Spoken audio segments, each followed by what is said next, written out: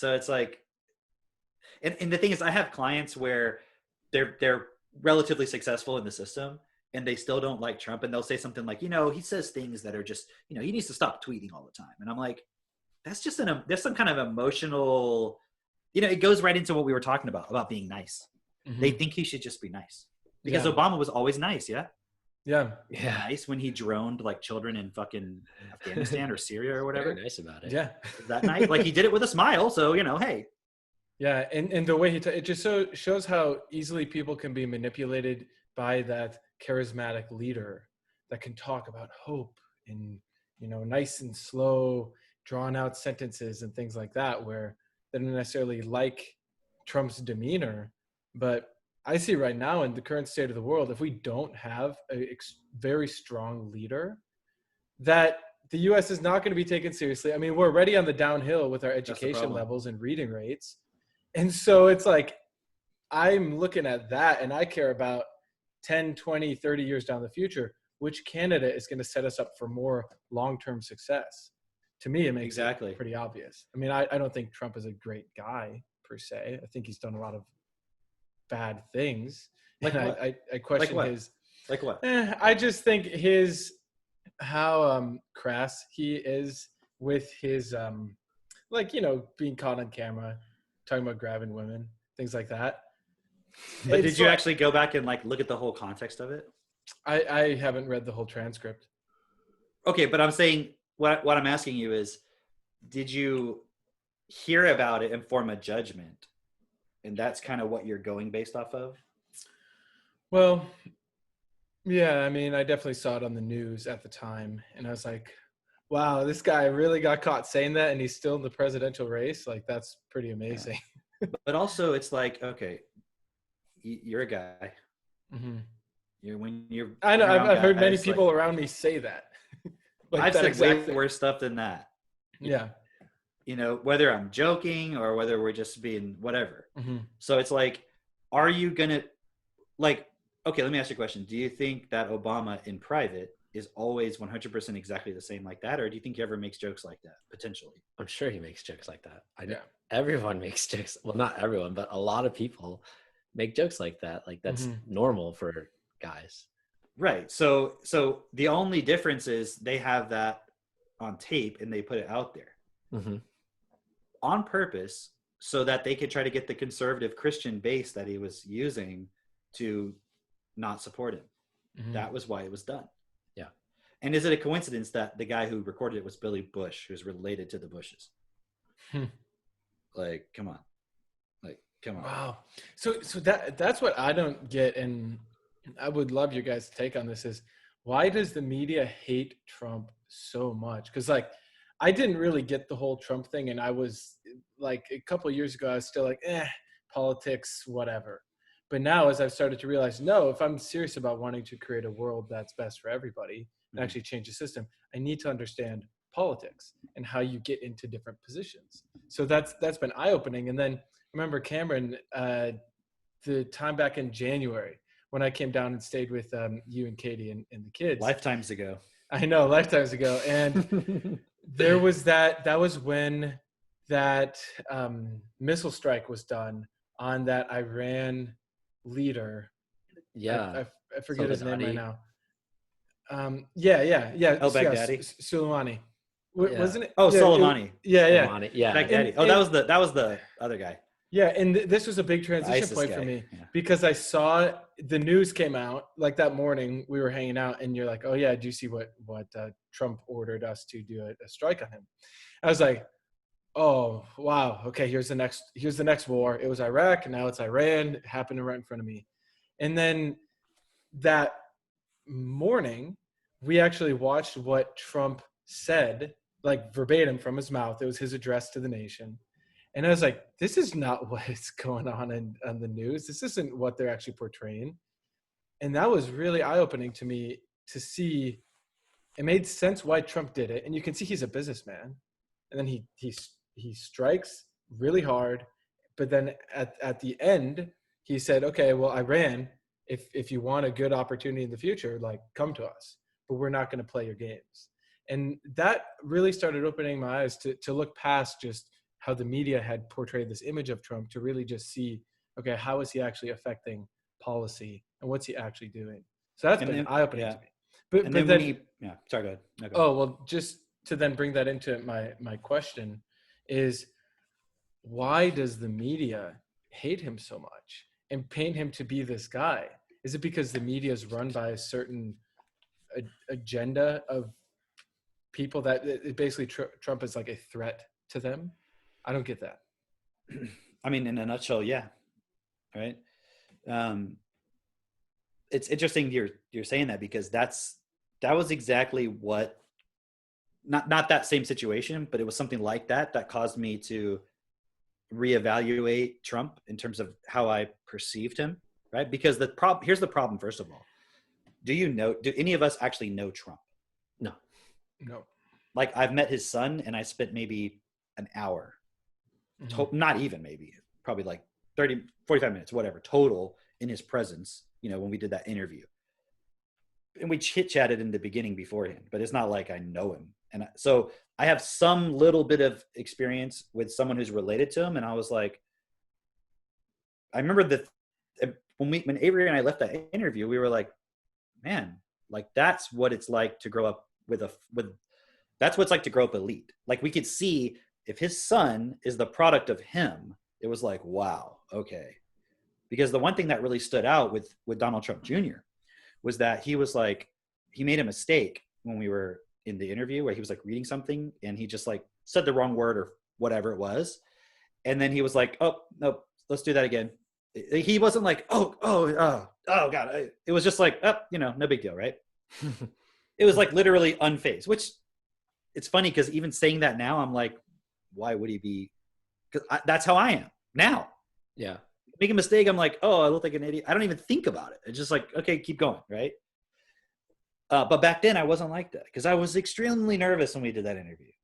Like, for days I was like knots in my stomach kind of thing, like, oh, I never done anything like that.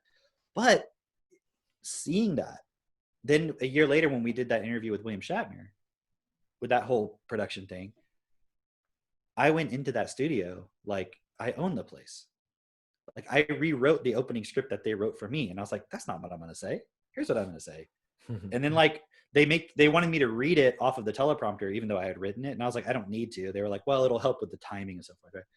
And then as I'm reading it, I'm like, stop, hold on. I was like, can you guys like this again? And can you just make it go faster? Cause I'm already at the end because I know what I'm going to say. Right. I'm like, can you do it faster? And they were like, okay. So they changed the timing of it. Right. And then there was one point where the guy asked me a question, but I wanted him to ask Katie. And I told him that. And I was like, hold on, can we just like cut this part? Cause I want you to ask that to her. And he was like, oh, okay, no problem. And in other words, like, I took that point within myself of like, it's okay to make mistakes. Right. So we had that experience, but other than that, it's like, I don't know Trump. I never met him, never even close to meeting him himself. So why would I have a judgment about him? Where would my idea of him come from? Well, based on what you've seen of him through television and the internet, the media. Mm-hmm. So like, think about it. You've never met the person and yet you have an idea of who they are. But self-honestly, the only idea you have of them is through media portrayal. That'd be like acting like you've seen every Brad Pitt movie and you know Brad Pitt. You know who he is personality-wise and his character. Yeah. You ever seen like an interview with a celebrity and you're like, this guy's kind of like an idiot. Like, what's wrong with it? They seem like weird. Yeah. But in the movie, they're so cool. And you're like, why can't they just act like that normally? Like, I don't understand. But I mean, it's like, when you're doing a sales presentation, like, you're performing. It takes a lot. Yeah. Versus just normally when you're talking and stuff. So the thing about Trump is nobody who's commenting on him actually knows him. That book just came out recently with his like niece or something, Mary Trump, and it's like she's only like even been in the room with him one time. Wow. And she wrote a whole book about him and everything and their family to like because and she's super like Trump derangement, like she hates him and stuff, and so she wrote a whole book and she sold 1 million copies or whatever it is, you know what I mean? Like, so she found a way to get rich off of it, right? But it's like the whole thing is we're relating to the person through their image. And if the guy was a master of manipulating the media, that would imply you only know what he wants you to know about him. Yeah. Now, obviously, there's the media itself, which can give its own spin on things. So then you only know two things: what he wants you to know and what they want you to know. You don't know the person, you know? And so, like, even that point about when you were saying, you know, said that stuff about grabbing women and stuff, I'm like, what did he actually say that was objectively wrong? He said, when you're a celebrity, women throw themselves at you and they even let you grab them by the you know what. I'm just not going to say it because I don't want to get censored on the podcast because everyone knows what he said. Right? Actually, we probably say fuck all the time, so it probably doesn't matter, but whatever. My point is, we know what he said. But what I'm saying is, if I was Tom Cruise and I was like, yeah, man, like women just throw themselves, they let me just grab them. They love it, man. Like they love being grabbed by Tom Cruise. Yeah. Would you be like, wow, what a horrible human being? I mean, you might be like, that's gross or whatever. But how many guys are like, God damn, I wish I was Tom Cruise? Yeah. You know what I mean? Like, give me a break. Or that other Even guy, all these Christians and all this stuff, like, give me a break, man. Yeah. I was going to say that guy, Dan Bilzerian. I don't remember how to say his last name. Oh, I know you're talking about. Yeah, he's like with all the women and stuff. Yeah. I don't know that much about him. I've just seen like some clip on him. Yeah. Whatever. But like all the guys want to be like him. And right. That's all he does, essentially. Right. All he does is grab pussy all day. Exactly. So I don't understand how everyone's upset about it. Well, the problem is when he's president, he's got to have a certain demeanor. It's like, okay, let's imagine we're in a boardroom. It's Microsoft. You got Bill Gates there. You got Steve Jobs there. And you got, I don't know, fucking somebody else. Okay. Jeff Bezos. Okay. I know it's hypothetical because Steve Jobs is dead. I get it. Okay. But they're all there in the boardroom, right? And you got some of the board members from each of the companies, right? And they're negotiating. And Jeff Bezos is like, fuck you, Bill. Like, we will fucking destroy you. We'll wipe out your market. I don't give a fuck what you say. Like, you're going to give us this deal. I don't care. You know, like, fuck you. Fuck your employees. You know what I mean? Like, they're getting like that. Can you imagine that's a possibility? Oh, yeah. Do you think the board members are like, whoa, Jeff, like, come on, you can't talk like that, man. Like, you got to present yourself a certain way. Now, if you were to go on TV and do it, they'd be like, hold on, slow down. Now they're going to start fucking with the share prices and all this stuff, right? Yeah. So I get that. But who do you want in that boardroom? You want the ruthless one. If you own shares of Microsoft or, you know, whatever. Yeah. Yeah, you know want the one who's ruthless and can get the result that you want. And you want him to be nice when he can be, yeah? Yeah. Like when it's called for, you want him to be like diplomatic, yeah? Like Steve Jobs. Like, right. When he was like he could do both, right? On stage, it was like, wow, he can really present, you know? But back at Apple at headquarters, he was that guy, like, fuck you to everybody. He was making it happen, though. Yeah, yeah. And so, do you want a president who is like, well, I don't want to bully anybody? No. Would you want a CEO of a company you own shares in to be like, well, I don't want to bully anybody to giving us a good deal? No, because the current state of the world requires us to be able to go into that as needed to make things happen. Otherwise, you get walked all over. Right. And see, that's the self-honesty. Yeah. It's like you need to know how to fight. Because if someone starts messing with you, you can go there. It doesn't mean necessarily, like, you have to just use common sense with it. But you need to at least be able to go there.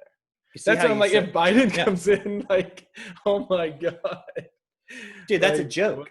It's a joke. Like, can we all be honest? Like, why is he there? Because he will do whatever he's told. He won't even remember it. Yeah. Because he can be controlled. Clearly. Yeah. And don't you know, in the back of every person's mind who's even thinking about voting for him, most likely they're like, well, really it's this vice president, because this guy's probably going to, you know, he's probably going to, who knows what's going to happen. They're voting for that person. Yeah. And they're voting because that's why they haven't announced it yet. Yeah. That's why they haven't announced the vice president, because they know that's who Trump's going to start targeting. Yeah. As soon as they announce the vice president, he's going to start going after them. Yeah. Do you think the debates are going to happen? I have no idea. I've heard a lot of people say they think they're going to. Well, what's the legitimate reason? I don't know what the legitimate reason is. Maybe they'll say something about COVID, but hold on. Okay, so they can't stand on a stage 6 feet apart. Yeah, exactly. 12 feet apart. Like, what's the exact issue here? Mm-hmm. Like, it's a joke. Like, so what you're saying is, you can't have anybody ever in a room debating because of COVID. Like, okay, can't they take precautions and test everybody? Couldn't they just talk online and have a debate that way? Or, I mean, wait, you didn't hear that when you disagree with someone, it makes them more susceptible to getting, contracting any kind of disease, but especially COVID, Are you joking? I'm asking because that's like, I wouldn't be surprised if there was a CNN fucking headline that said that. Yeah. Hey, so people don't want to debate each other anymore. Yeah. Racism is a public health emergency. Oh, there you go. Yeah. Did you guys see that one? So it's very likely. It's very likely that could be the next thing they say. So, it's really cool because when we were talking with Drake, when I was talking with Drake, rather, we were talking before this, we were looking at what we could talk about today. And we were looking at the whole point of unconditional love is not nice. Right. And so it's like perfect, this conversation, because what is necessary for us in America right now? Like, I hope everyone appreciates the fact that if America falls apart, that's it. It's game over for everybody. There's no other place in the world where there's any even discussion about the value of the individual as the primary point. Yeah. You see what I mean? Like, where else in would itself, it be? What? Where else would it be? That's why if you ask anybody, like, well, what's the better country than the US? They'll like, they try to change the subject. Well, okay, explain Sweden. That. Go into that a little bit more, because I know that people listening to this will go like, oh, these are just like, boastful Americans who are so prideful and all this, arrogant Americans, like, why is it that? But hold on, arrogant Americans. Mm-hmm. I reject that. Okay. Because that's just the same thing as the media saying Trump is crass and all this stuff. Sure. It's propaganda. Sure. And what I have realized is, as I've started my own process throughout the years of the self-perfection point, and part of that has been coming to terms with politics. I'm not one of these Q-tards who's like, oh, Q says Trump's going to save the world. He's got this plan and everything. Like, I think the guy is objectively a genius. You can look at everything he does if you understand the context. The problem is if you put your bias into it, then you're going to have a problem. And that's me saying, like, I want everyone to be equal. I want everyone to have the best of everything. I want the world to be a point where equality of life is recognized and where everybody has enough money. So I'm not a conservative, right? But the other option in politics is to be on the left, which means the government needs to grow in size in order to take care of everybody. That's not necessary either. What's required is the individual has to become self-responsible for their thoughts, their feelings, their emotions. Because the individual can't be sovereign if they're not actually the authority of their own life. Because who is the authority of your life if you haven't taken responsibility for your thoughts, feelings, and emotions? It's somebody else. Someone else, yeah. Right. And so that's like with the point with Trump, someone else is the authority of who Trump is in your mind, or whoever's looking at the point, because they've shaped the image. And to go back to your original question about, is it the media and so forth, that original experience where I was started to question, like, because, originally I was like, man, that guy's an asshole.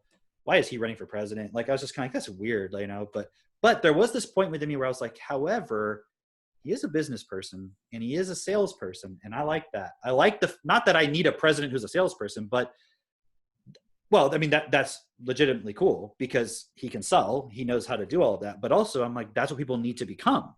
So it's a great point of showing the world, like, this is how you can become president, is by being a salesperson, which is exactly what we've been saying for a while.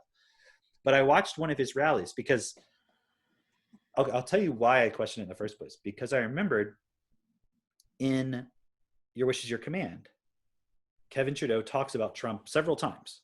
Yeah.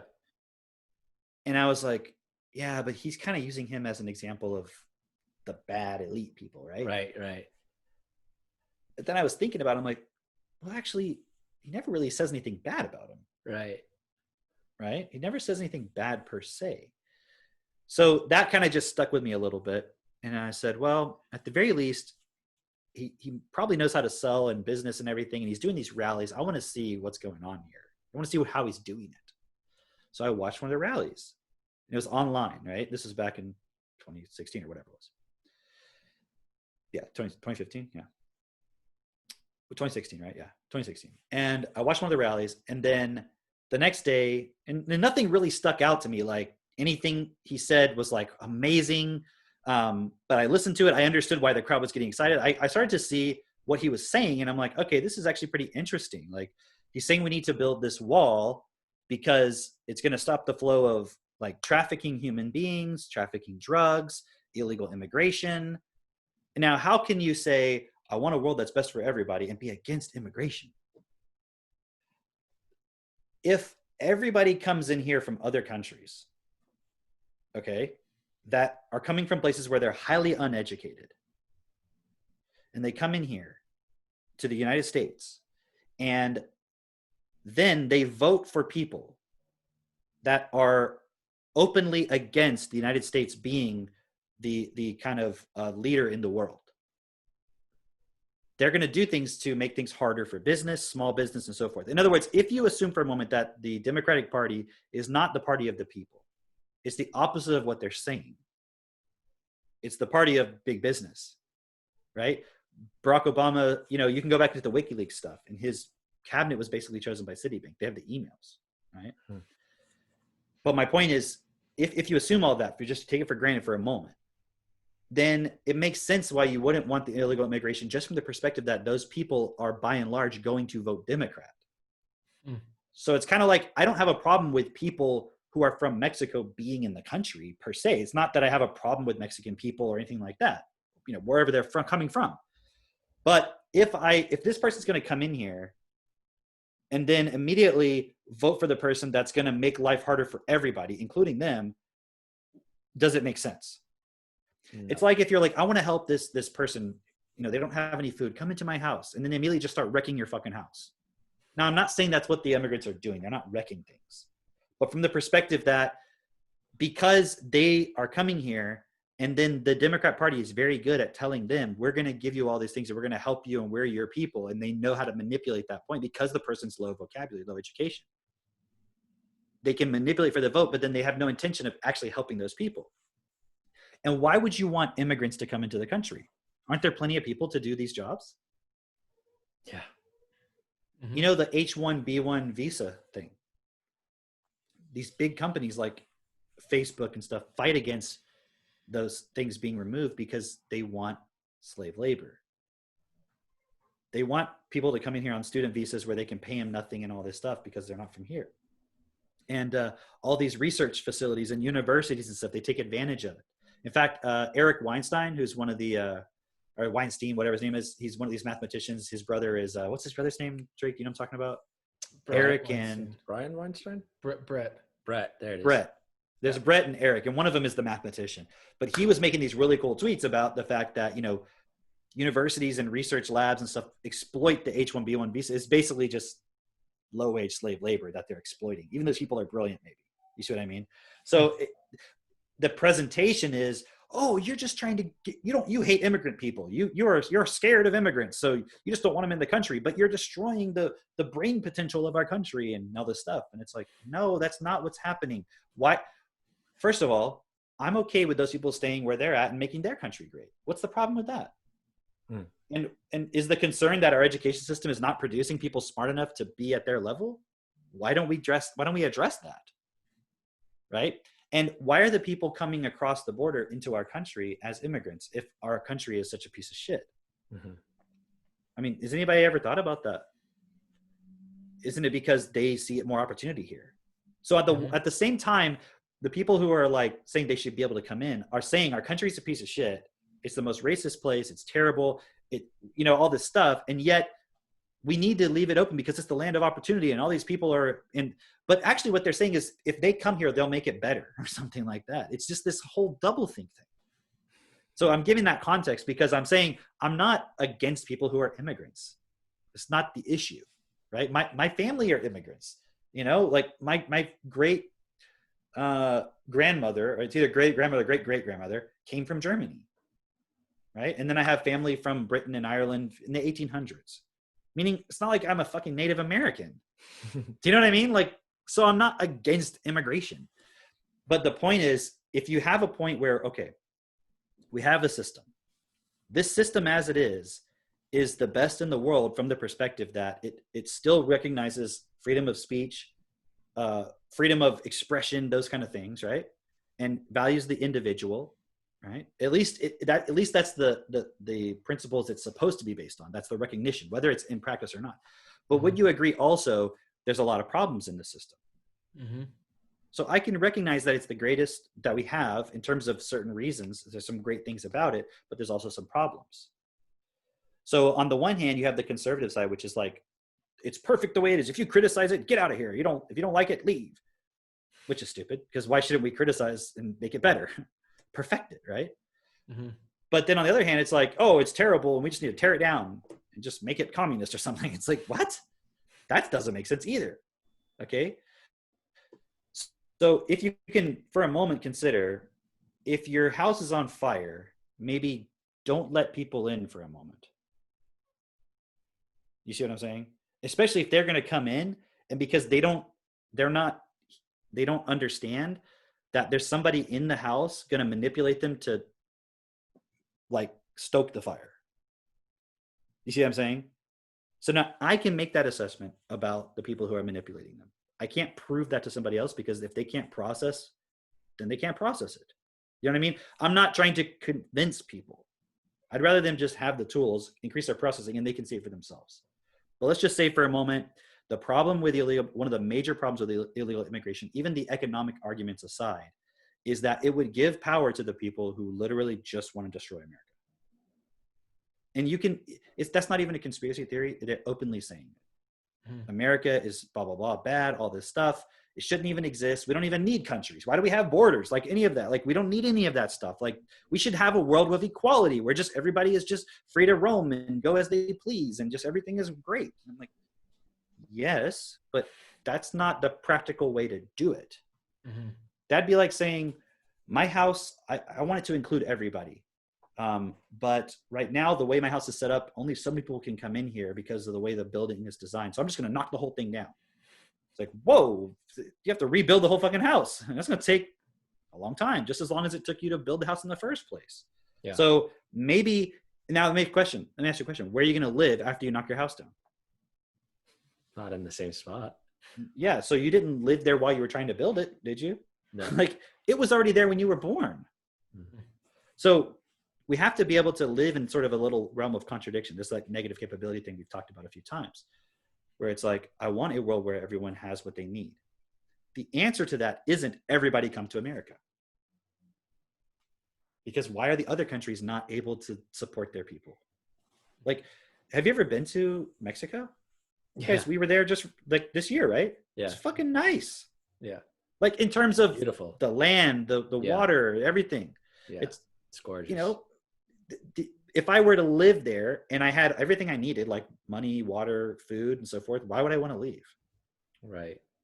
Now, if I lived in the middle of the fucking desert part, just like there's parts of West Texas I wouldn't want to go to. With deer hunting out there in Sonora, it's like, ugh. It's just, you're there for a while and you don't want to stay there because it's so dry or whatever.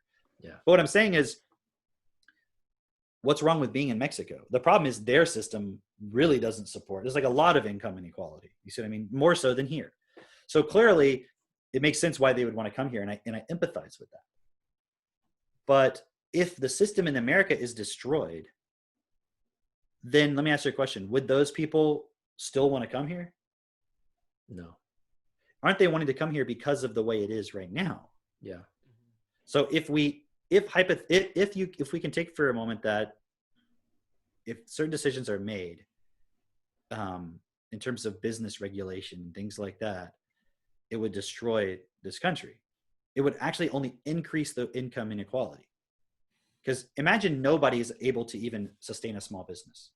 So you're either a mega corporation or you're just a worker. Mm-hmm. Isn't that how the communists, in terms of not whatever someone claims is real communism, but just people who espouse communism, isn't that how they imagine things? Do they just imagine everyone's a worker? Yeah. Do they just imagine everyone is an entrepreneur? No. I don't think that's what it is, because if that's the case, you'd have to have laws set up that small business and business is supported, that it can grow from the ground up. But the way it's happening, it's like anti-competitive, because what's really going on is not about Democrats, not about Republicans, not about any of that. It's about the elite who control everything, who want all the money to stay where it is, and they just want everyone else to be their slaves. So it's kind of ironic, this whole debate about slavery, because it's like, well, Black people are disadvantaged in this system because they were products of, or they, not products, but they were, their lineage is from slavery, so they've had a disadvantage. Okay, but did you think that slavery ended? Just transitioned. Like we're all economic slaves, because if you don't go to work, you don't get money. Right. You're not guaranteed a house. So now what do they want to do? They want to guarantee everybody has a house. Like, no, just, you can't evict anybody anymore. So who's going to own the house then? Who's going to own the apartment complex? Because the only reason in the current system that somebody does that is because they can make a profit from it. So who's going to manage it? Yeah. So you're just going to force somebody, like their job is to manage the building and they just get paid a living wage? Is that a practical way of approaching the point, and they don't have the education for it? No. Okay, so let's go back for a moment. So imagine it makes sense. Let's put a wall there. Even if it's just symbolic, even if it's just defining America is a thing that represents something that needs to, those principles is what is important. Do you see what I'm saying? Yeah. Even if it's just symbolic, even if it's just a way of rallying everybody to keep everything intact long enough so we can move it and perfect it. So when I heard him talking about all these things, that's what I saw, was all of that, right? Just in that rally. He was making this point that when people are crossing the border, there's a lot of people that come across, and of some of those people, a high percentage of women are saying that they were like raped and stuff coming across the border. Like it was like 80% or something, right? And it was like a statistic he got from the media. And so he was saying, clearly there's a lot of people coming across along with them that are doing all the raping. Like there's some bad people coming in. There's what he was saying. That's what he said. But the next day, what was the headline? That he said, like, rapists are coming across the border. Like Mexico only sends rapists. Mexicans are rapists. Yeah. That was the headline. Trump says Mexicans are rapists. And then people turned it into, and they're repeating the lie, Trump says all Mexicans are rapists. And then when there'd be any debate you would have with anybody, or he would have, they'd be like, well, but I mean, how can you support a guy that says Mexicans are rapists? Like, come on, man. Like, how, like, do they really think that you genuinely are such a piece of shit person that you like this guy and you know that he thinks Mexicans are rapists? Right. So either they genuinely believe that, or they're just playing like a linguistic game, right, to try and like outmaneuver you, take the high ground or something like that. Yeah. So my point was, that was that experience for me when I saw that rally. I heard what he said, and it made sense to me to a certain degree. Now, I'm not all for borders. I think we should be able to move freely, yeah? Yeah. But do you have walls on your house? Yeah. Mm-hmm. Why? Because it keeps the elements out. It keeps other people out that do you lock your door? Invited in. Yeah. Do you lock your door? Yeah. Yeah. So if somebody was serious that you shouldn't have any borders no matter what the context is, then why do you even have walls in your house? Isn't there a practical reason? Yeah, of course. Could there be a practical reason for the wall? Right? And there could also be symbolic points and all that stuff. So the wall point is not so much like, I think it's so important that we have it, because there may be other contexts I'm not even aware of that actually it is actually very important. Then you start learning about human trafficking and drugs and all this stuff, and you're like, wow, it's a lot of shit. That the fact that it's just wide open, all this drugs and stuff can just come into the country. Why couldn't it? You know, why don't we have a wall that's fucking impenetrable and like drone surveillance and like machine gun towers? Why not? Don't go near the wall. You're fine. Do you know what I mean? Like, would it be all right then if somebody came across the border and sold the fentanyl that killed your child? You know? But then, now, is it okay that we just keep everybody out? Because now my question is, why are people in our country so fucking hooked on drugs that they're overdosing from fentanyl? Yeah. It's kind of like what Dave Chappelle was talking about in his stand-up, right? Yeah.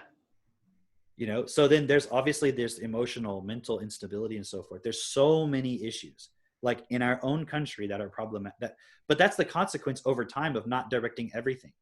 So at a certain point, if you look at the history of the US, our government, the principles of the country in which it was founded and so forth were hijacked. And that's like why you had the Federal Reserve and you had all this stuff coming in. You see what I mean? So it was like on a really cool track and then it got hijacked. So now we're seeing somebody really willing to stand up and say, okay, let's get it back on track. Now, the problem is people think like in Europe or somewhere else that just means America has to be the leader and they just should dominate everybody. But it's like we've always been talking about self-leadership. So just as much as I see I'm a self-leader, I'm someone who's standing up and saying, I'm going to take responsibility for myself and be an example for others and support other people to do that. That's what America needs to do. It's not about America. See, because people will say, what about all those foreign wars and all that? Yeah, all of that was fucked. Like George Bush, Bill Clinton, Obama, all those people, like they're all participating in it. All that bullshit. I don't support any of that. So just because Trump is here and he's the president of the United States and America in the past has done a bunch of fucked up shit, that's not what I'm supporting. But notice, how many wars has Trump got us into? None. Where has he taken us out of? See what I mean? I know Syria, he took us off that border of Turkey and, with the Kurds and all that stuff. Mm-hmm. They're taking us out of Afghanistan, Iraq. Like he's pulling troops out. And every time he does that, what happens in the media? Oh, you can't just pull troops out. It'll cause the whole economy of that place to just collapse or whatever. Yeah, so it's like very clear what side the media is on and the Democrats. And I'm not saying all the Republicans are perfect. And this is that thing. People think just because I'm saying the Democrats, it's just that has become the anti-Trump. Yeah. But there's a lot of Republicans who are actually on that side. They just are on the Republican side. They're still anti-Trump. This isn't about Trump. It's just about a person who's standing up and saying, I want to support this country to keep moving forward and to keep the principles that are best alive. Now, does Trump know everything and he's understanding even the principles that we're talking about? I don't think so. So I'm not a Trump person. You know what I mean? I'm not like oh, please, God, Emperor Trump, like he's going to save us and all this stuff. But when I see somebody who's doing what's best in the context of what they can do, I'm going to support them. Yeah. You see what I mean? And he's also giving us a lot of time because if Hillary Clinton had won, you know what I mean? What would it be now?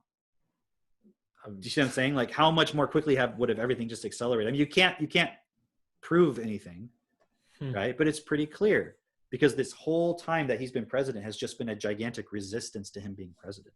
Yeah. Even when George Bush was president, because they called him Hitler and all that stuff.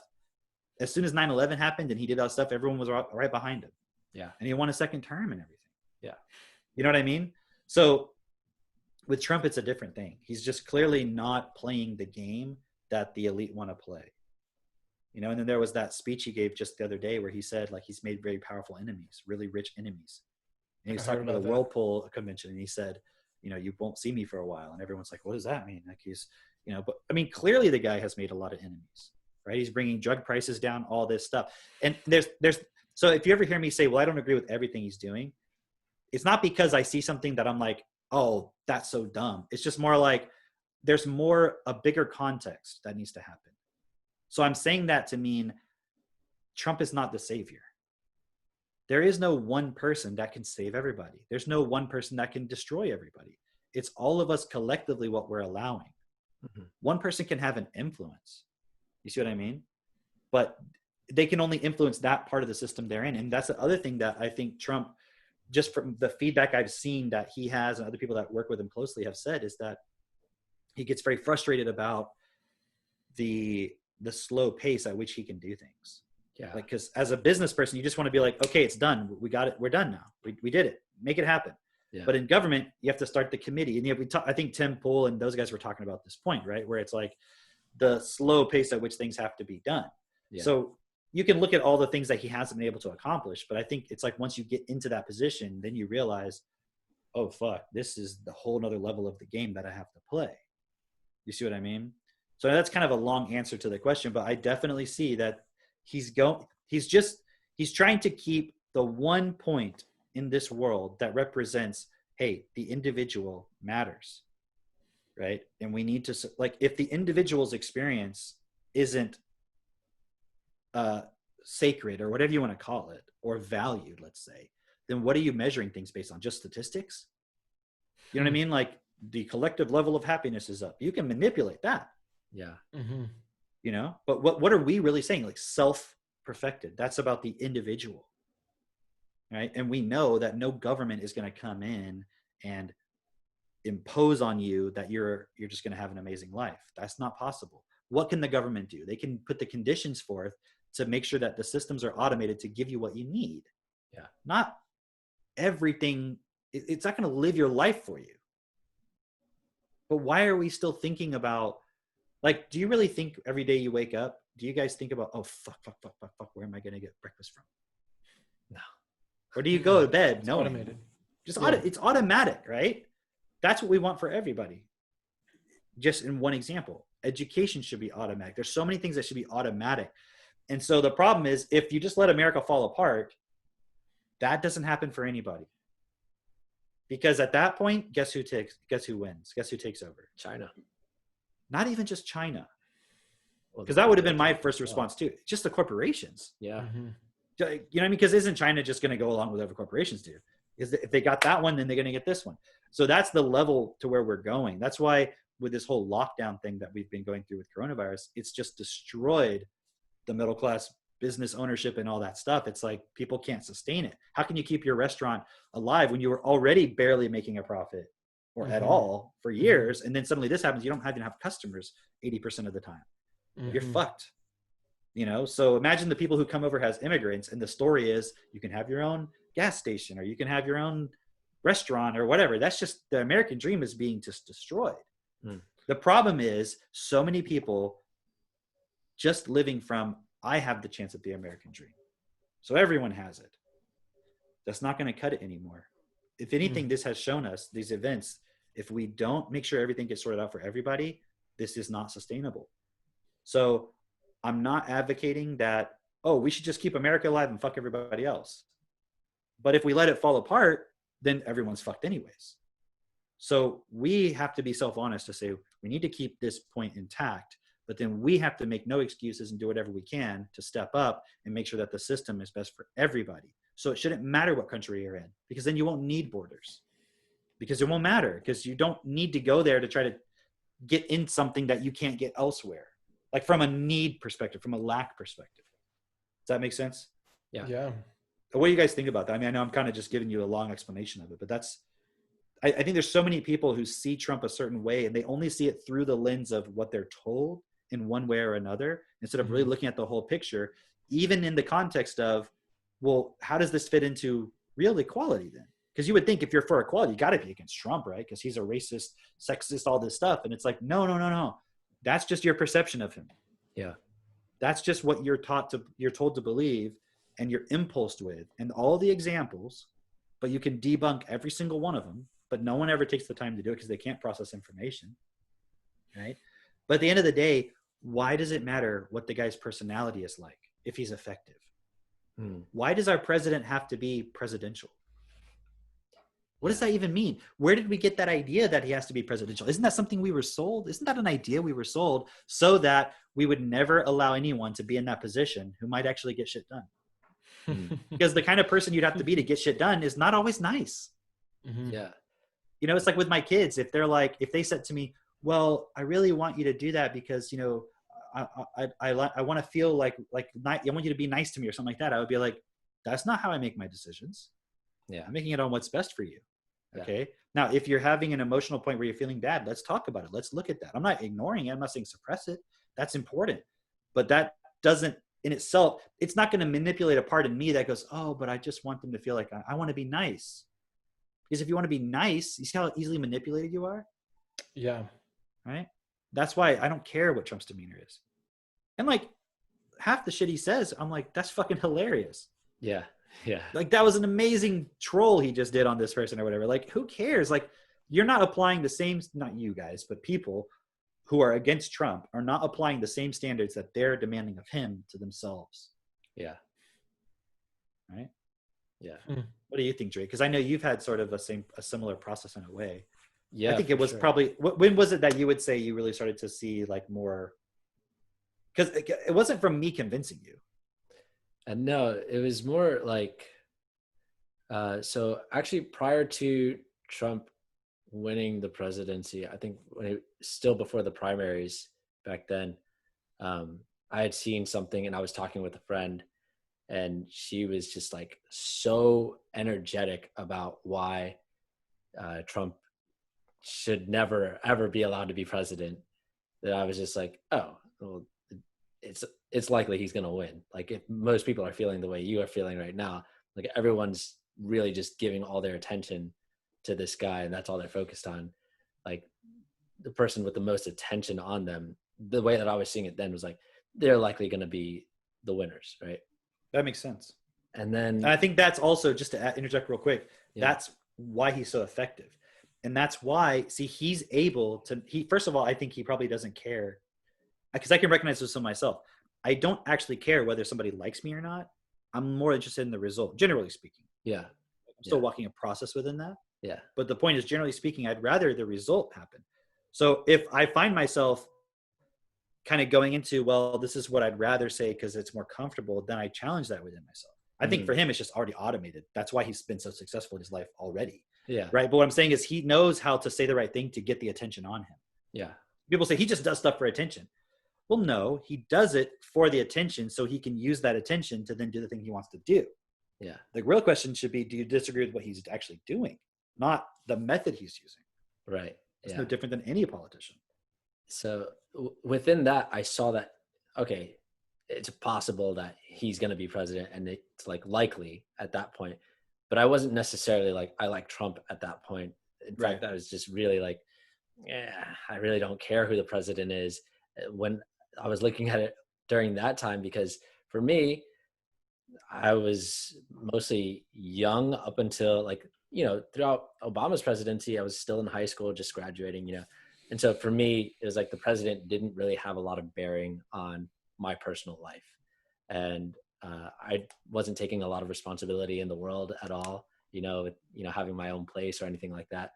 And so it really was for me like that. Like that doesn't have any impact on my day-to-day life.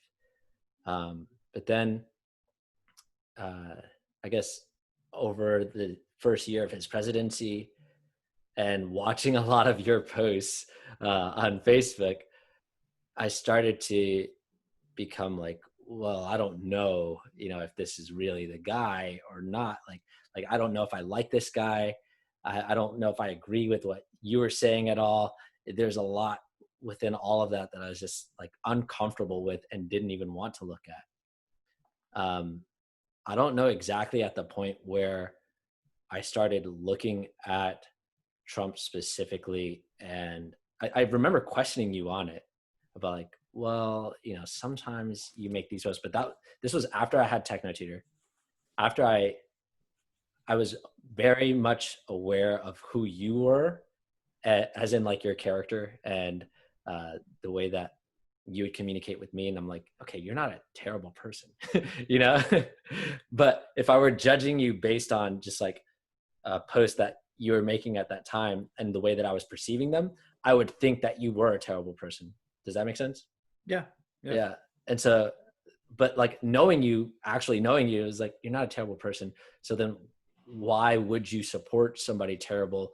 And so like, I was starting to question some of those things about like, how can you say you want what's best for all and yet support this guy or even make commentary on this guy that's not just completely denouncing him, And we started having conversations about like, well, you weren't really trying to convince me. You were just like, well, why don't you look into what he's saying? Like, what is it that you don't like about him? Okay, go investigate what he actually said.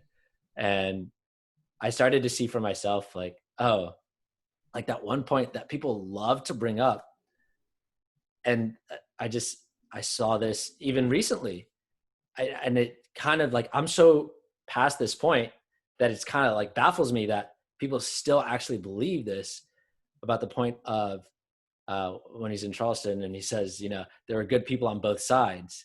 And the media just took off with that like soundbite, right? Do you know what he's talking about, Mitch? Mm-hmm. Yeah.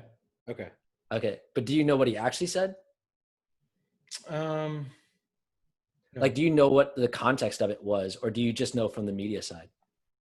I remember reading about it in one of Scott Adams' commentaries, but I don't remember the specifics. Okay. Maybe you could give that for the listeners. Sure. So what I found really interesting about it was in the media, all over the media, everything that you look up, and I couldn't even find, when I was looking into it, I couldn't even find an actual video of him speaking. But I could see all over the place, Trump says there were good people on both sides when these clearly racist people were coming in with their tiki torches. He calls neo-Nazis very fine people. That was the narrative. Yeah. Very fine people, and they're good people on both sides. And the neo-Nazis were like, how could he support the neo-Nazis against, you know, like, I forget even the other group that was there, but the actual circumstances that were there were these people who wanted to take down these statues. And then there were other people who did not want to take down these statues. And of those two groups, he was saying, they're both fine people.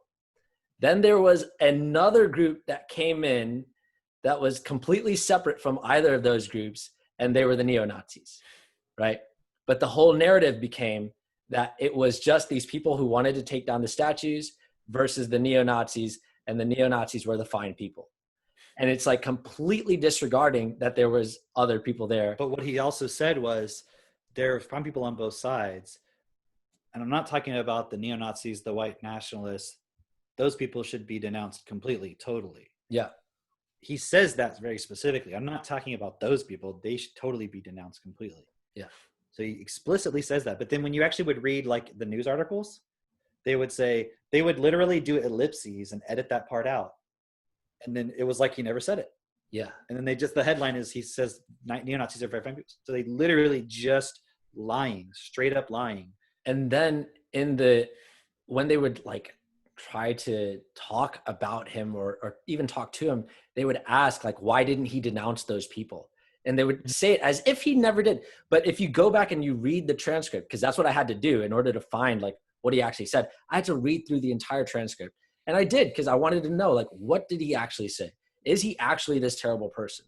You know, because then if I read it, if I see it, I know he's a terrible person. I'm justified in my understanding of, no, he's an asshole. And I don't agree with that. But I'm the kind of person, I don't like being manipulated, you know, like either way. If I find out like you're trying to manipulate me against my will, or like trying to like get over on me in some way, I'm going to find out exactly what you know so that doesn't happen. That's just like, I really don't want to be in that position. And I will make sure that I'm educated enough so that doesn't happen. Right. So that's what I did with this, is like, okay, someone is trying to tell me that he's one way. Someone else is trying to tell me he's another way. I'm not going to take anybody's word for it. I'm going to go look at it for myself. And that's what I do. And that's what I did there. And when I saw that, I was like, okay, clearly everything that was in the media was attempting to get me to see him as this evil person, and they lied. They were wrong. An evil person who supports what? Neo-Nazis. Why is that relevant now? Because if he supports Nazis, he's a racist, and he's a fascist, and he wants people. He's a dictator. He's Hitler. He is Hitler. So can you see, like, that was way back in, when was that? I don't even know, like years ago, right? Yeah, 2017, I think. Something like that, years ago. Yeah. And now look at the context now.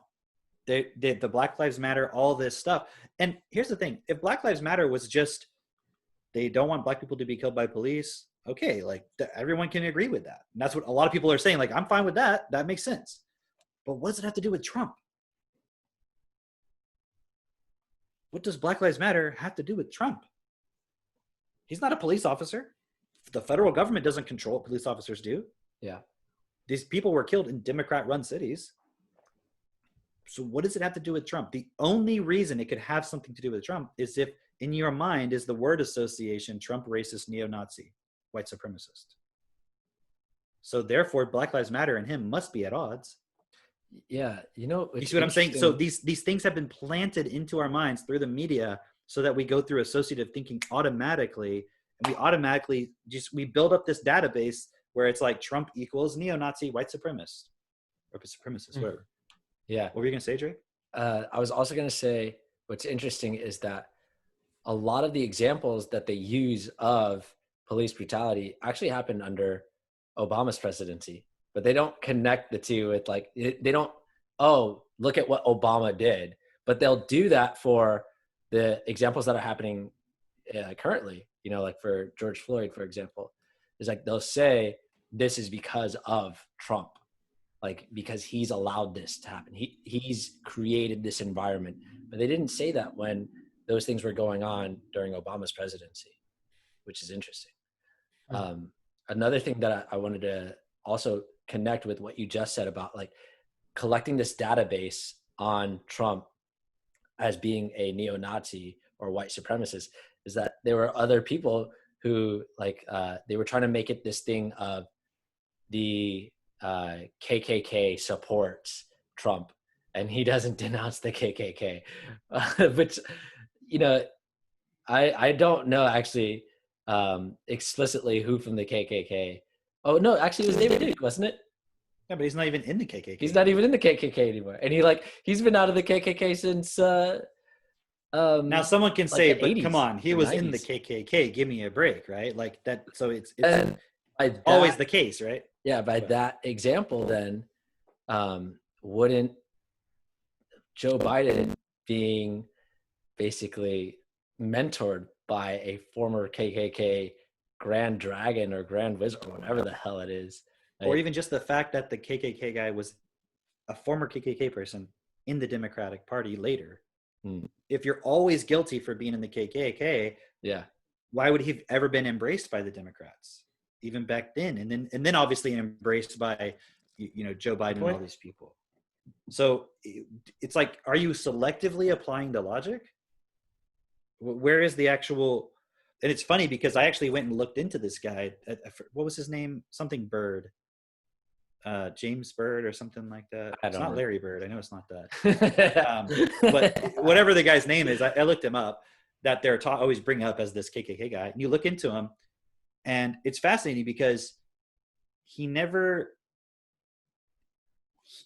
the reason given in Wikipedia for why he quit the KKK was initially because it wasn't going anywhere. And then later, only much later when he was confronted, was he like, yeah, I mean, I regret that. And I've done the point of like, letting go of all that stuff. But in his actual letters that he was writing to the other KKK people, he was like super enthusiastic about growing their presence and all this stuff. Like it was really important to him. And it's in the Wikipedia. But then later he's like, that was just a mistake I had. And I was just more interested in like there's some other thing. It wasn't like about the racism parts. It was something else. But in the actual letters he was writing to the other members, it was like clearly he was like very enthusiastic about building it and growing it. And then he stopped because it wasn't going anywhere, apparently. You see what I mean? And so clearly it's just, if you look at it objectively, it's like clearly the guy was like, I'm going to go into politics now. So I got to drop this and I got to go into politics. Yeah. There was no obvious point where he was like, I've changed my ways. He tries to cover it up by saying, well, that's not the reason I was in the KKK in the first place. It wasn't because I actually believed in that stuff. It was for a different reason. Like I was just excited about, being a part of a group or something. And it's like, you were writing letters saying how you wanted to open up new chapters and shit. Like it wasn't like you were just hanging out and you're like, this is kind of fun. And then you realized, wait a second, what's all this racism stuff? No, thank you. You don't start, you know what I mean? Like that's not what was happening. So it's so clear how everything is manipulated. But if there was anything even remotely like that in Trump's past, for example, can you imagine? And the fact that it's like, Do you remember like there'll be these things where he's like drinking water all weird, you know, and he's like holding it like this, you know, and then they're like making fun of that, and they're like, what's wrong with this guy? Yeah. If the guy was literally Hitler, would that even get a mention? Can you imagine? Like actual Hitler is like mass murdering people and all this stuff that they say he's doing. And they're like, I mean, look at the way the guy drinks a bottle of water. He's such a weirdo. He's so overweight and he golfs too much. Like, would that even register on the list of complaints? No. So what you see is you see people who are taking their own, what they want it to be, and then just putting that onto it and then complaining about it. And then they spread all this information of their fake complaints. And then that comes back to them as truth. And then they use that to get more angry. You see what I'm saying? Mm-hmm. It's like if somebody told me that you beat up your sister, and like I'm always like seeing you as this guy who did that, and then every time you do anything I'm bringing it up, and literally it didn't even happen, but because I believe it, I'm always using it against you and telling everybody about it, and so people get mad at you, and then when you defend yourself against them, we make up another thing that you did at that point and then use that as against you as well, and it's just a bunch of fucking lies. So who's the one saying that that someone else is lying a whole bunch? Is like the media. If Trump was an actual dictator, how would there even be any opposition? Yeah. Like imagine if Hitler was literally president for 3 years, almost 4 years now, what would have happened by now? Everybody who would have opposed him would be gone. Do you know what I mean? Like if it was actual Hitler, but it's not. It's a person who's the president who is trying to change certain things in the government. And if you think about it, what is one thing that he's really accomplishing right now, which I don't know how deliberate it is, but why do you think he has Betsy DeVos as the head of the education department? Do you know who Betsy DeVos is? Mm-mm. Do you know the name DeVos? No. Really? No, I don't know that name. DeVos, DEVOS. Look her up real quick. Can you do it, Drake? Yeah, sure. Right, because this is the current Secretary of Education, unless she's been replaced recently, but I don't think she has, because there's so much news going on, I could have missed something, but I'm pretty sure she's still the current Secretary of Education. Mm-hmm. Yeah, she is. What does it say? What about her name? Her relatives, her father's. Who's she married to? Oh, let's see. Dick DeVos. Dick DeVos. Who's Dick DeVos? I don't know. Oh, the son of Amway? No way. Huh. Oh, that's crazy. That makes a lot of sense. The people who created Amway. That's so crazy. Wow. That's pretty cool. And people say, well, she's not qualified. What does she know about education? Like, why is she there? She's just a billionaire heiress, or not even heiress, but you know what I mean? Yeah. But think about it. Look at the connection of direct sales. Because that's what Amway is, right? It's about entrepreneurship, direct sales, the individual, business, everything. Wow.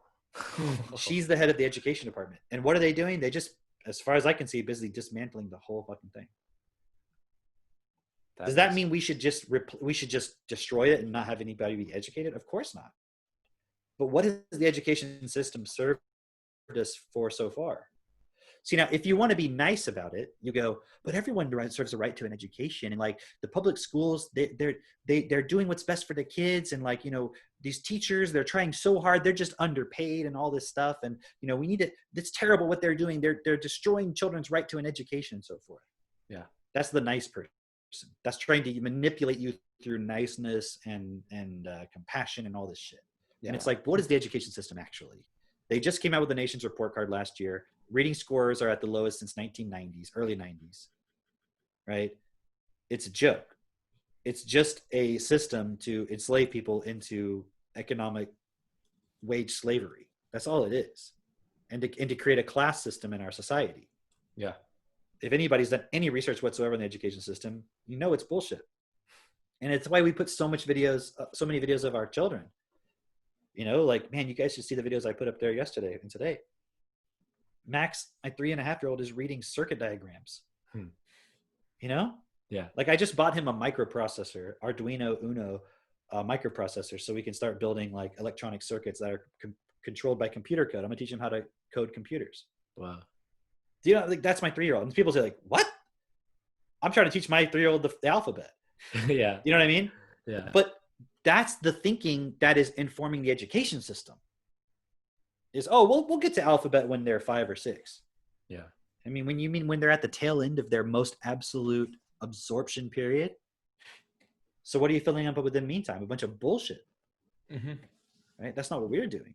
So could the education system be rethinked? Completely, totally rethinked, rethought, rethunk, right? You know, but you see what I'm saying? Like we could totally reinvent the thing. Yeah. But that's what we're doing with technology. I mean, but the point is you have to have the tools to do it, because if people don't realize you can increase your processing ability and your vocabulary at a whole nother level, then the only option they can see is, well, you got the education system. So that's what you do. You put your kids in school and they're doing the best they can and they're underpaid and all this bullshit. Right. But that's the nice approach. Yeah. That's like, well, I mean, come on, all these people are in Mexico. They need to come over here. So we should just let them all in and everything. And plus they're doing the jobs no one else wants to do anyways and all this stuff. And it's like, okay, if you want to be nice about it, sure. Right. But being nice doesn't do what's best. No. You see what I mean? And so with Trump, like, let me give you some examples of some of the things that I see. And I'm not even pretending to know everything he's doing. He just signed an executive order on the payroll tax. Yeah. For people who make under 100K. Yeah. There's a whole bunch of points. He was like, let's just get it done. Yeah. Which is what exactly? Whoa, what's going on with your audio there? Whoa. What? How's that now? Is that better? Yeah. That was weird. What happened? My audio's off? It just kept like looping and repeating. That was cool. Yeah. So what does that mean? You guys know what a payroll tax is? That's the tax that you pay when you get your paycheck, right? Yeah, it's like the taxes they withhold, right? So like your Social Security and all of that. So they just lessened, or it's gone. It says deferring it. Oh, cool. Deferring payroll tax obligations in light of the ongoing COVID-19 disaster. So basically, until the end of the year, you don't have to pay payroll tax. Without any penalties, interest, additional amount, or addition to the tax. Oh, that's cool. Tax forgiveness. There's paid myself last week. Avenues look. The Secretary of Treasury shall explore avenues, including legislation, to eliminate the obligation to pay the taxes deferred pursuant to the implementation of this memoriam. So he's deferring it, and then they're saying within it that they're going to pursue a way to see if they can just forgive it completely, so they don't have to even pay it later. Wow, cool. That's cool. Is that already effective? Yeah, he just signed it the other day. Oh, okay. And he's talking about making it retroactive to August 1st. That's cool. Look at that. Yeah. So, I mean, that's just one of the points in that thing. You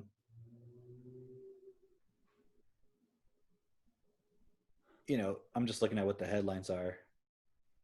CNN, coronavirus has already dealt a blow to Social Security's blah, blah, blah. What do you think that's saying? That this executive order is like, oh, they shouldn't have done that. Come on, guys. Like, we got to pay into our Social Security. What are you talking about? It's like, you didn't already know that Social Security was fucked anyways. Yeah. So you see how CNN immediately is like, we got to find something bad about it. Come on, guys. What's the anti-Trump angle? What's the anti-Trump angle? Come on. How do we make this look bad? Wow. Because he's doing shit that no one else would do. He's also eliminating, like, he again, I don't know all the details. There's so many things that are going on, but one of them I noticed that was really interesting was the point about the drug prices. And one of the points within that was like, if there's a country where you can get a better price or something like that, you can go to that country and get it, or you know, there's all these little different things where he's like, I'm cutting out the middleman. Mm-hmm. Yeah. And he was talking about, and that was the context of his statement about having all these rich enemies and stuff like that, right? So in other words, absolutely there are people who don't like him. And so the media's job is to tell you what the people who own the media companies or who influence them want you to know. Yeah. And so think about it. If Trump was actually on the side of the people who hate everybody, why would the media companies be on his side? Mm-hmm. Unless you believe the media is there to like really tell people the truth. Does anyone actually believe that? No. Isn't it weird how you see all these? I'm sure a lot of people actually think that. But in the past, the leftist type people were the ones who were like suspect of everything, corporate, anything. Yeah. So what, suddenly CNN just became this benevolent organization that's dedicated to truth? Is it not like if Hitler were in power, whose side do you think CNN would be on? If he were actually really there and he was willing to do whatever? Yeah, on Hitler's side. They'd of course be. Isn't that the whole point? Like Hitler had the press and they had the lies and all that shit going. Not only that, he also had like Hugo Boss on his side and like Volkswagen and all of the big corporations were on his side as well. Yeah, you see what I mean? So how is it that that people who are supposed to be totally anti-government, anti-corporations and all this believe everything the corporation media says, and then they're not even against the government. They're just against Trump being there. You see what I mean? So it's all the total fucking opposite. You see what I mean? So it's just really cool when you look at some of these points. Oh, look, Forbes, 6 reasons not to celebrate the payroll tax holiday. Yeah, there you go. Stop celebrating. Any good ones? Oh, hold on, let me look real quick. I didn't actually click it. But I'm just looking at the headline of look at they're trying to get you to see. Yeah, I think I got something from, as I was checking my mail from the Yahoo mail account, like there was a headline because Yahoo also sends me their headlines.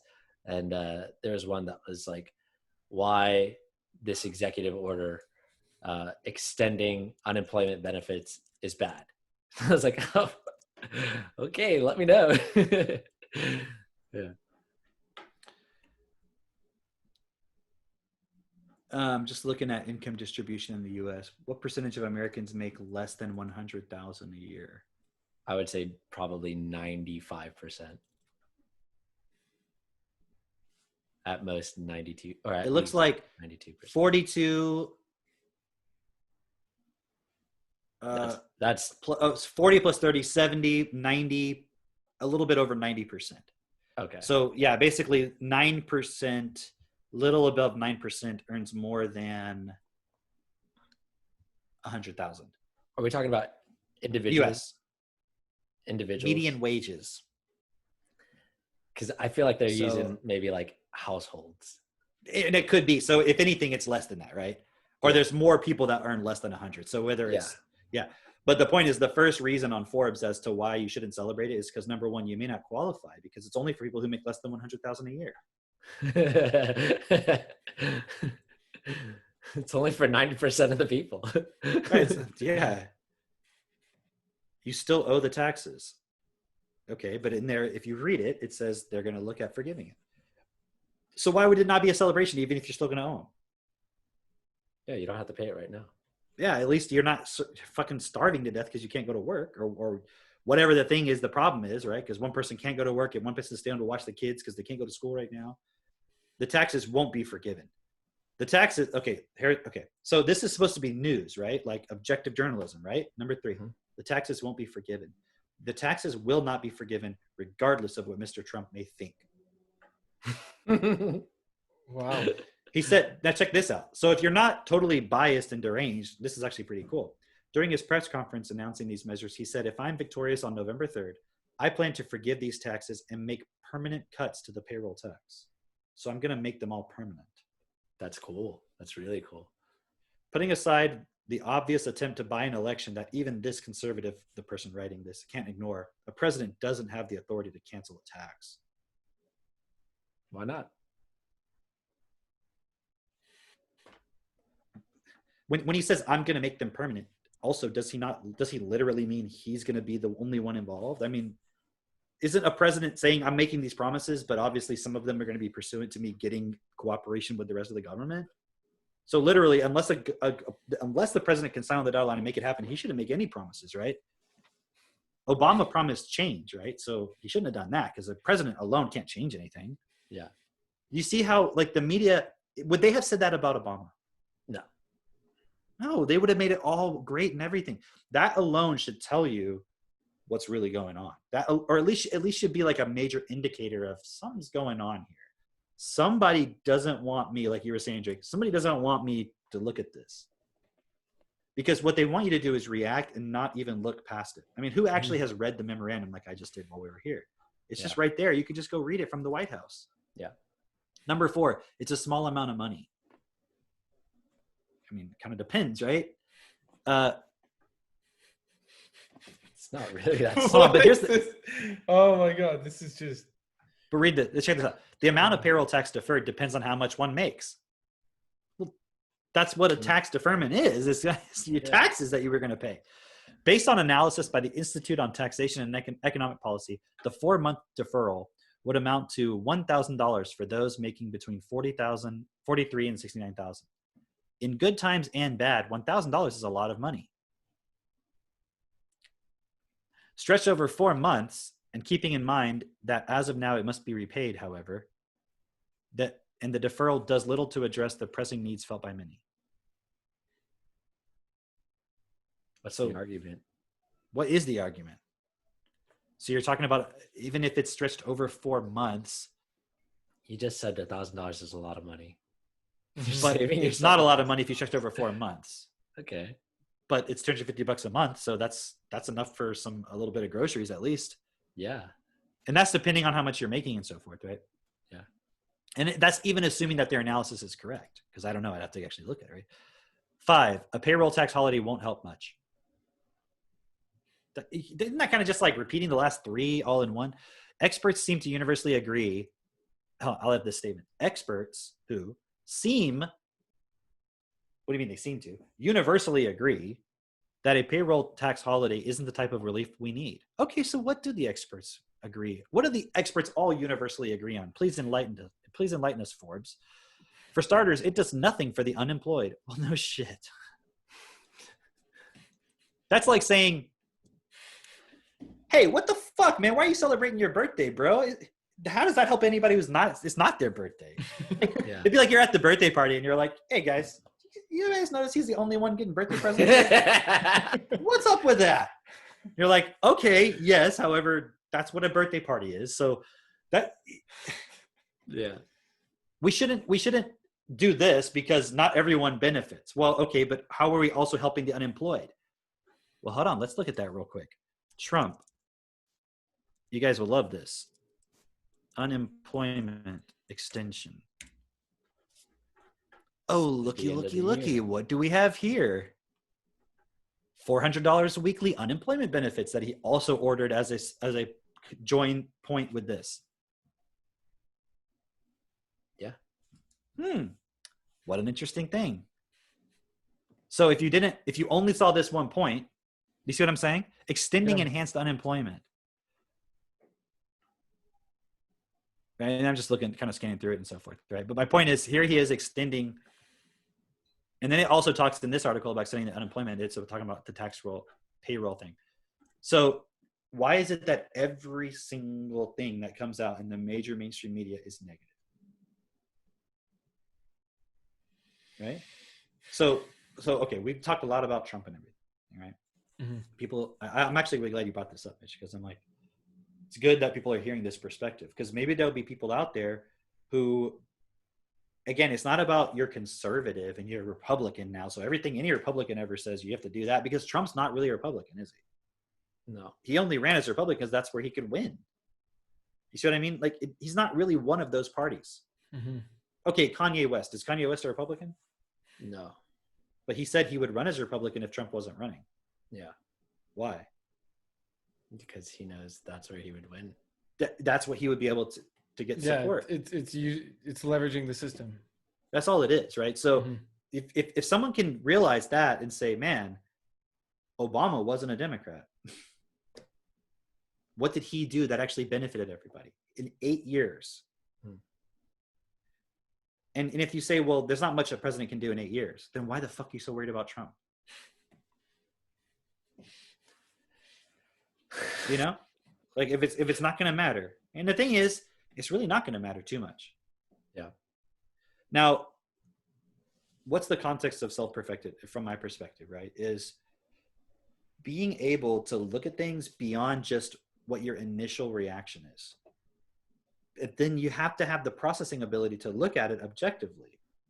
So in terms of my point with looking at Trump and all that, with my own evaluation, there's never been any point where when I looked at it, I was like, oh, what the fuck? Okay, here it is. Here's the point where he's really getting everybody. It just isn't there. I haven't seen it. Does that mean that I think everything this person does is the best thing? No, I don't trust anybody. I don't trust Trump. You know what I mean? I don't trust him, meaning I'm looking at what he's doing. I'm seeing it. I'm looking at what the response is. So I'm looking past what I'm told is happening. And I look at the actual thing. And I look for myself within the context of everything that I understand. And then I look at, as best I can, the play out of that. And then I look at for any desire of hope, any feeling of fear. I look for all those points within myself as I'm looking at the information. So I can see, where am I not being honest with myself about it? Because if I'm placing hope that he's going to do something, he's not. Like, I don't believe or have any hope that Trump is going to just make America the best place ever. And after Trump is president, everything is perfect. That's not possible. Because even if Trump does everything perfectly, how many people in this country have a low vocabulary? A lot. 75%. Vast majority. You see what I mean? And what happens to a country's IQ collectively if the vocabulary goes lower and lower and lower? They're more easily, it drops, which means that they're more easily influenced, which means that a democracy is not even really possible because... Yes. Now, when that happens, do you know what you have to have? A dictatorship. You have to have a dictatorship. It's like if you have a bunch of people running around acting crazy, like they're going to hurt people, what do you have to do? You have to detain them. Bring some sort of order to it. You have to bring the hammer, right? Yeah. Mhm. Like if there was a murderer on the loose in your neighborhood, just straight up murdering people left and right, and you guys caught him, and you were like, even if we lock him up in this jail, he's gonna get out. He's like super fucking clever. Every time we let him out, every time we lock him up, he finds a way out. He murders people. We've tried doing every point of rehabilitation. This person cannot be helped. We've done everything we possibly can do. They can't be helped. They're just gonna keep murdering people. What would you do? Lobotomize them, right? Like I told Drake, I killed a snake in my backyard the other day. Just yesterday, right? Did I feel bad about it? It's what it is. So it's not about, I would just be like, oh, I'm getting justice is being served on this murderer. I'm such a great person because I get to murder the murderer. Like, no, why is there any emotion in it? Why do you feel like amazing about murdering somebody or killing somebody? That doesn't make sense. It's like the people, like whenever somebody, like you have like these people who are pedophiles, right? And then they do all this stuff to kids. And then you have people who get like charged up of like, I'd go and beat the shit out of this and kill this pedophile. And I'm saying, yes, being a pedophile is unacceptable. If that person is not going to stop, they have to be killed. Like bottom line, like you can't allow it. There's no justification whatsoever for abusing a child's innocence, right? In fact, I'd take it a step further. If you advertise billboards for alcohol with sexual imagery on the fucking freeway where my kids could possibly look at it, I think you should be executed too, because that's not acceptable, because that's child abuse. So let's just take it a step further. You see what I mean? Meaning if you're serious, then let's take it to the full point of what does it mean to destroy a child's innocence? And the problem is people only take it to the level of where they feel emotionally involved. Yeah. You see what I mean? So let's go back for one. Let's say it's possible that a person is born with some kind of genetic propensity that they're going to be a pedophile. Is it possible before they do anything to harm anybody that you can help them rehabilitate themselves and support them? Yeah. Probably, yeah. That is a potential possibility. And you can create conditions over time where this just isn't being produced anymore. And these genetic deficiencies are removed from the population and so forth, right? Now, would it be best to do it in a humane way where you're not hurting the person if you don't have to? Of course. But if it's not, and you're saying, well, I don't want to hurt the person, I want to be nice, so it's okay if a couple kids get hurt in the process. That's not acceptable. That's not acceptable. No. It's just not acceptable, right? So in that same context, what would be the most loving point that you could do for that person who's like, no matter what, just within them, they have to murder people? Execute them. You see what I mean? Like you don't have a choice. In fact, we already do that in our society. And it's so interesting because the same people who are against the death penalty seem to be really okay with killing babies in the womb. Doesn't make sense. Well, but they're not born yet. So it's like, yeah, they're like the least fucked up being on the planet at this point. And you're saying like the most innocent. And you're like, nah, fuck them. Versus this dude over here who's like already 40 years old and has murdered 3 people, whatever. I'm not saying that one life is more valuable than the other. But if you're going to play this game of logic and stuff, like what's the assumptions that you have? But what's the real point here is, what's what everybody say the solution is. You always hear this thing. All we need is what? Love. Okay. What does that mean? And I think that's where the people on the left tend to come from more. They come from the side of compassion, helping everyone feel included, helping everyone feel safe. Mm-hmm. Right. And I resonate with that. Makes sense. I would have wanted that. But if your way of doing that is to allow a bunch of abuse, does that make sense? No. For example, there's a person over here who feels like they're the wrong gender in their body. Okay. An adult. So they want to live and it's a different gender expression. Okay. Now this person also wants to go over here and influence children to consider that they may not be the right gender and so forth, so that they can also feel included in society. Is that acceptable? Not okay. You see the difference? Yeah. But I don't want to hurt this person's feelings, so I need to restructure society and say things to children that might actually confuse them. My son yesterday, actually all morning today, he was a jet. I'm not kidding. He was a jet. And every time I would say Max, he'd be like, I'm not Max. And I'd be like, oh, sorry, Jet. Come here, Jet. Like, not his name is Jet, like he was a jet. Right? Now, do you think I made him his normal breakfast of waffles and sausage and eggs, or do you think I made him jet fuel? I'm hoping you gave him jet fuel, because otherwise that would be violence. You see what I'm saying? Yeah. So there's still a physical reality, and I also know he's pretending. If I asked him, he would say, yes, I'm not actually a jet. Right?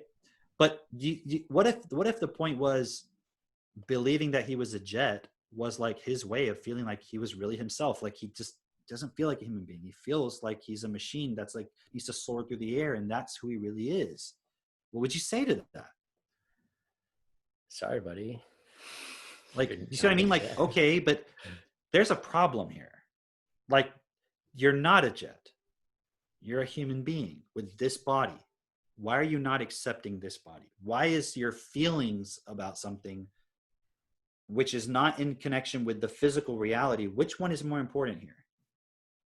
Like, which one is prior to the other one? Which one is the cause of the other? I have a question that I want to introduce. Sure. At this moment, it's how would somebody even know that there is another possibility other than the body that they have?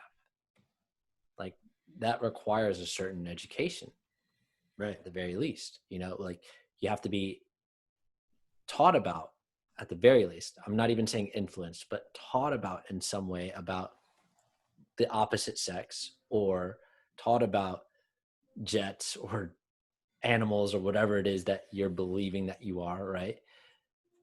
But then within that teaching, what else is going on? Now I'm talking about like the influence that comes along with that. Why is that better than, why do you identify with that more than what you are? Like, you have to at first, like, it's not like people come born in and they're like, I am not this, I am the opposite of this, and I'm just going to make something up from my head. It's like they have a very specific thing that they are identifying with. But what was that education of that thing that they're identifying with actually? Did that all entail? Because that's something to be looked at that I don't think anybody ever really brings up. You know what I mean? Well, and the other problem is, on the conservative side, they'll say that people who are trans or whatever are mentally ill. So what happens is it creates like this stigma. Sure. Or a point where it's like, you're just saying I'm sick and I'm terrible, I'm a bad person. It's like, everyone is mentally ill, right?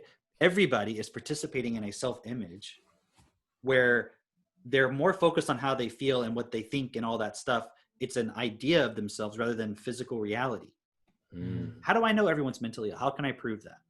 Because last year, 8 million children died of starvation, or preventable causes anyways, and no one cared. So you'd have to be sick. You'd have to be something wrong with you to not care about that. And you say, well, I didn't know about it. How could you not know? What's more important than figuring out, is everybody ever okay? Is everything where it needs to be? Because it's not the case. There's problems. So that alone, I know there's an issue. And people care more about their own safety and their own survival and their own security. But then what's the mental illness with that? Wouldn't your survival be guaranteed if everybody's was? Yeah. So wouldn't you have to have like a mental problem to not realize that? There's got to be some kind of block where you're something wrong with the way you think. So when I say mentally ill, the problem is when they use the word ill. Why is if they say you're ill, does that mean, why is that a self-judgment? Like, why does ill mean bad person? Like, it sounds like I'm mentally ill. Like, oh, I'm so sorry. Like, what if I was like, oh, I got sick, like I had a cold. I'd be like, oh my God, like, wow. Oh, it's like, you just be like, oh, that's terrible. I'm sorry to hear that. Like, right. It wouldn't become like this terrible thing. So the fact that it's like someone needs to buy into this, like, it's this really terrible thing on either side. Okay, first of all, no one wants to be honest about the amount of influence that a child experiences. Not just from what their parents are saying or what the TV is saying, but the environment itself, their genetics. Like, there's so much influence. So for a person to say that the child is just expressing who they are, that's not real. Because who you are really is not your personality. Yeah. It's not who you are. It's so funny because the people who are the leftist, post-structuralist, postmodern, all that shit, who know everything is a fucking construct, can't see past the fact that they're participating in a construct. That's a great point. And it's funny because we were just talking about this thing with Netflix on Twitter. Did you see that, Mitch? I posted about it on Facebook. About the trans thing, right? Not the one from last time, like this new one. It's about the Matrix. Yeah, I saw that. And they're saying that it's an allegory of being a trans person, right? But what's interesting, and they said that the red pill is like when, they said when Neo wakes up in the real physical world, right? Then he like constructs a new identity, his real self, who he wants to be. Right. And then, so he was rejecting his given self from the Matrix. I'm like, okay, it makes sense. Like, I get it. Like, that's what self-perfected is about, right? It's about reconstructing yourself. Right. But is it about making it up? No, it's about making it real and physical. So let me ask you a question. How are you choosing who to become? Are you choosing it based on, I feel like this is more who I am? No. Here, let me give my idea or my perspective of how I look at it, right? I look at where I see that I'm not doing what's best. And I go, why is that happening? What's my bias? What's my feelings, thoughts, etc. That's making me think I am an individual. I am an identity that identifies with this thing that emotionally I'm just not willing to let go of. And so therefore I'm not going to do what's best. That's my justification. Not going to do it. Not going to do it. Nope. That's not who I am. No, just forgive it. Let it go. Do you want to do what's best, or do you want to just hold on to this image of yourself? Yeah. And so the Matrix, when he wakes up in that reality, if you really look at it objectively, is where does he find himself? In reality. In a physical reality. Did he create it? No. Did he create his physical body? No. Does he have a choice about who he is in that? No. Like, there's none of it was he created himself. Now, what he really does is he's like, well, fuck, this reality is fucked up. These machines are controlling everything. I need to like stop these machines from controlling everything. Why? Because the reality that he finds himself in is not best for the physical expression of being a human being, but it's physical. You see what I mean? What's interesting is you think it would be the reverse if it was a trans allegory. It'd be like you went from physical reality into a software because You want it to be able to be any identity you want. Yeah, and feel like great. In other words, imagine Keanu Reeves wakes up in the Nebuchadnezzar or whatever the ship was called, right? I think that's what it's called. And he's like looking around, and they're like, all right, man, this is reality. We got to fight these machines. We don't have a choice about it. They're hunting us down. And he's like, yeah, guys, I get that, but I kind of like want to be an artist. So can I just like sit over here in the back and like do paintings all day? Because that's just my expression, man. Like I'll just make paintings about everything. They're going to be like, dude, get the fuck over on the guns or whatever. You know what I mean? Like, yeah, you don't get to choose. This is what we got to do right now. And right now, these groups in our society are acting like the most pressing issues of our time is that a little boy doesn't get to wear a pink dress. And who cares if he does or doesn't? Meanwhile, 8 million kids every year. Yeah, and I'm saying in a world where everything is best, we can play with our self-expression and it'll be like really cool. But how much of it, if you're being honest, is influenced by some other point? Like you were pointing out, Drake. It's like the story about Desmond is amazing, where his mom was watching RuPaul's Drag Race when the kid was like 3 or 4 or whatever. Yeah. I mean, you don't think that's influencing him? Of course it is. He did. So when 100%. He starts acting in that way, is that his self-expression? Is that who he is? No. Or is that who he's influenced to be? Yeah. And his self-expression is just wanting to express, wanting to be, wanting to just say, here I am. Yeah. That's self-expression. But the form it takes, you see, that we can talk about. But now let's say your self-expression takes the point where you're like, I need to take chemicals to alter my physical body.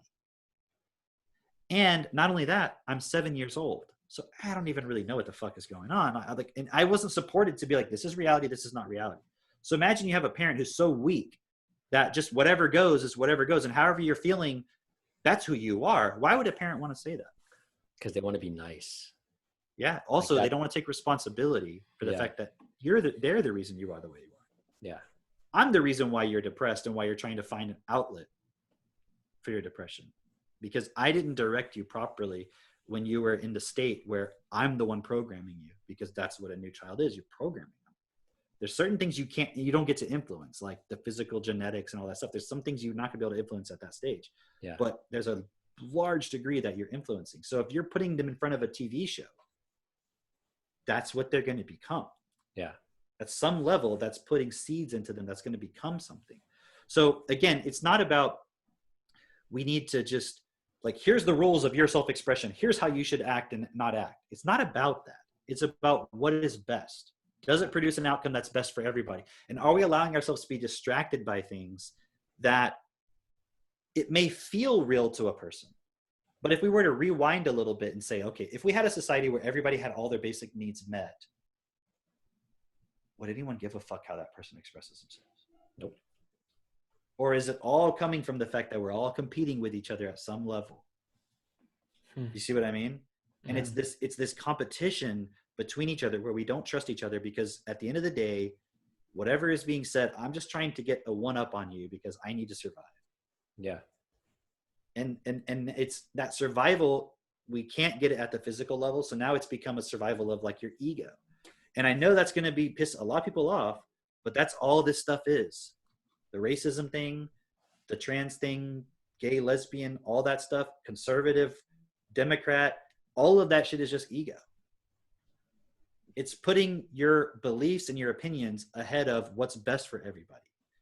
And at this time in reality, what we should all be focused on is, who cares what my religion is? Who cares what my sexual preference is? Who cares what kind of clothes I want to wear? None of that stuff matters.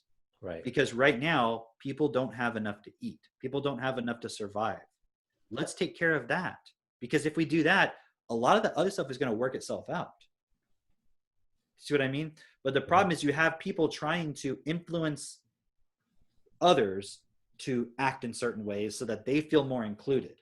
But they're coming from an emotional point of lack because they weren't given properly when they were little. Now, let's say everyone is in a world where everyone's given what they need. And some people want to be like, I want to dress this way or act this way.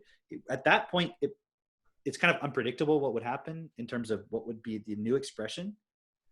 But at that stage, if everyone had what they needed, why would there be a problem with it per se? Yeah, it'd be like, if everyone had an effective vocabulary, you couldn't really influence another person. Yeah. So in a world where no one's influencing each other and you just want to have a certain expression and it doesn't hurt anybody, there's no problem with that. Yeah. You see what I'm saying? So I'm saying that to handle the objection of those who would be like, oh, you just want to get rid of trans people. It's like, dude, it doesn't matter. You know, like being creative in your expression and so forth is cool. It's the problem is when you feel so like fucked up inside that, and how do I know that? Because I've been there. Like I've been that fucked up, like way more fucked up, where it's like, fuck this world. Everything is fucked. And, you know, and trying to find that point of why am I not happy? Why are things not the way I want them to be? And if something else could change, then I would be happy. But it's like, whether you're trans, gay, whether you're any black, white, well, I'm gonna say white because no one thinks white people have any problems. Whatever particular oppression that you have, it's because our starting point as human beings is the pursuit of happiness. You see that? Yeah. It's not the creation of what's best for everybody. And then the problem is all this turns into every person fighting for their specific group that they identify with, rather than it being for everybody being included. Yeah. So it's like Black Lives Matter is about Black lives. Trans is about trans lives. This is about this. And the problem is every time you create one, it splinters off into a new one that rejects the old one. Like, because remember, it used to be just feminists. Yeah. That was the big one. Feminists. And then obviously you had civil rights, if you want to call it that. Yeah. And then now it's like you've got the Black, trans, and all this other stuff, right? And it's just, all I see is just people are splintering more and more and more into all of these like new identities, because it's just not being directed. It's just like you're seeing like a computer exploding. Yeah. You know, and just like all these little fractals of information just like all going crazy. But none of it's real. Because if a trans person has all of their basic needs met, physical needs, and they have access to the best technology, the best clothing, the best food, the best nutrition, all of those points, healthcare, everything they need. And a white person has all of that, a straight person, a Black person, a native, whatever, every single person has all of those things. Why would any person give a fuck about, okay, if this person wants to express themselves in this way, as long as it's not taking away from my needs, right? Why would it matter? It wouldn't. And then matter. Also, let me ask you this. Let's just take it away from, it's not even about the person feeling the need to protect themselves here, just for a moment. What is oppression? Oppression is not having equal ability or equal rights or equal anything really than your oppressor. Like somebody has more than you. Somebody has so at the more moment, yeah. At the moment, can a non-trans person really relate to a trans person in terms of what they feel they need? That's unique to being trans. I would say, you know, if at the moment a non-trans person cannot really relate to a trans person in that way of like whatever's going on in their mind, but they can. Sorry. What I mean is like the perspective of what it's like to not be the right gender that you were told you are, and therefore not being accepted for that. Anybody can relate to not being accepted.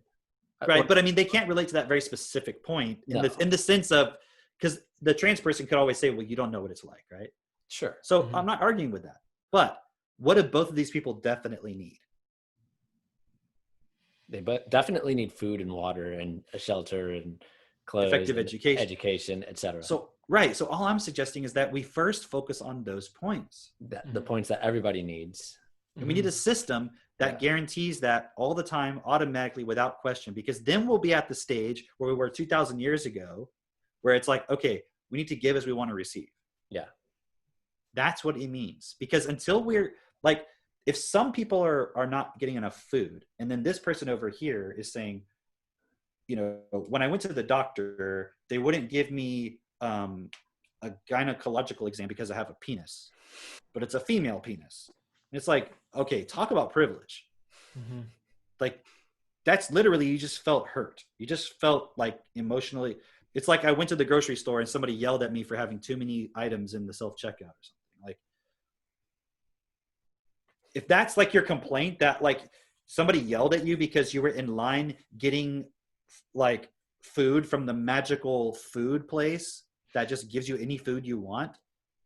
Do you know what I mean? Yeah. That's not a real problem in the context of people don't even have food. People don't even have clean water and so forth. Yeah. So that's why I'm saying, how does this tie back together? Because what is unconditional love? Because we're saying we should have a society that's loving, that includes everybody. Yeah. But if we just go along with what everyone's doing, right, the politically expedient thing, which is we should include everybody's viewpoints and all this stuff, how does any of that directly create a situation where everybody has what they need? It doesn't. Well, it doesn't. There's no practical point of this leads to that leads to this. Like, okay, Netflix, right? They're making a stand to have trans inclusive stories and voices heard so that trans children grow up in an environment where they feel like I can relate to the TV characters. Right? Mm-hmm. How does that put food on their table? It doesn't. Well, it puts food. What about the kid who is or isn't table. trans who doesn't have food on their table? Mm-hmm. So the people with money are not at all focused on what actually would help trans and non-trans. They're only focused on what they think is going to sell people, because the people feel emotional. And I watched the comments of that thread where they're like, man, I know what it's like being misgendered, and like it's just so emotionally terrible, and you just feel like this got hit in the stomach and all this stuff. That's what they're saying, right? So I'm so glad we have this show so that other kids can get that support and everything. I'm like, okay, cool. But first of all, you know what I mean? Like, why is that even occurring? Would it be occurring? Would trans people, would there even be such a prevalence of people who are feeling they're in the wrong body? Because is that a function of, like, where's that coming from? Like, just think about it, okay? Where's that coming from? Yeah, that's kind of the point I was making earlier, was that, you're seeing one person with whatever influences, and this is the body that you have, and then you're seeing another person with whatever influences, and that's what you want to relate to. Like, that maybe feels better or whatever. That's a possibility anyway. So, but where does all that come from? Like, if it doesn't come from just your influences, there's like this belief that there's some who you are, which in itself is those things, which is trying to express itself. Yeah. So in other words, if you really think about it, we're not all equal then. How did you get there? Because we're all fundamentally different. Yeah. With that line of thinking? Yeah. Yeah. Because like who I am is a trans and I'm just using the word trans because it's the one thing that really challenges the societal norms of there's females and males and so forth, right? Mm-hmm. But it's like I'm a trans, black, disabled, like all these labels added together is like they all intersect into my unique identity. Mm-hmm. Okay. Is that actually who you are? Or is that just the circumstances you find yourself in?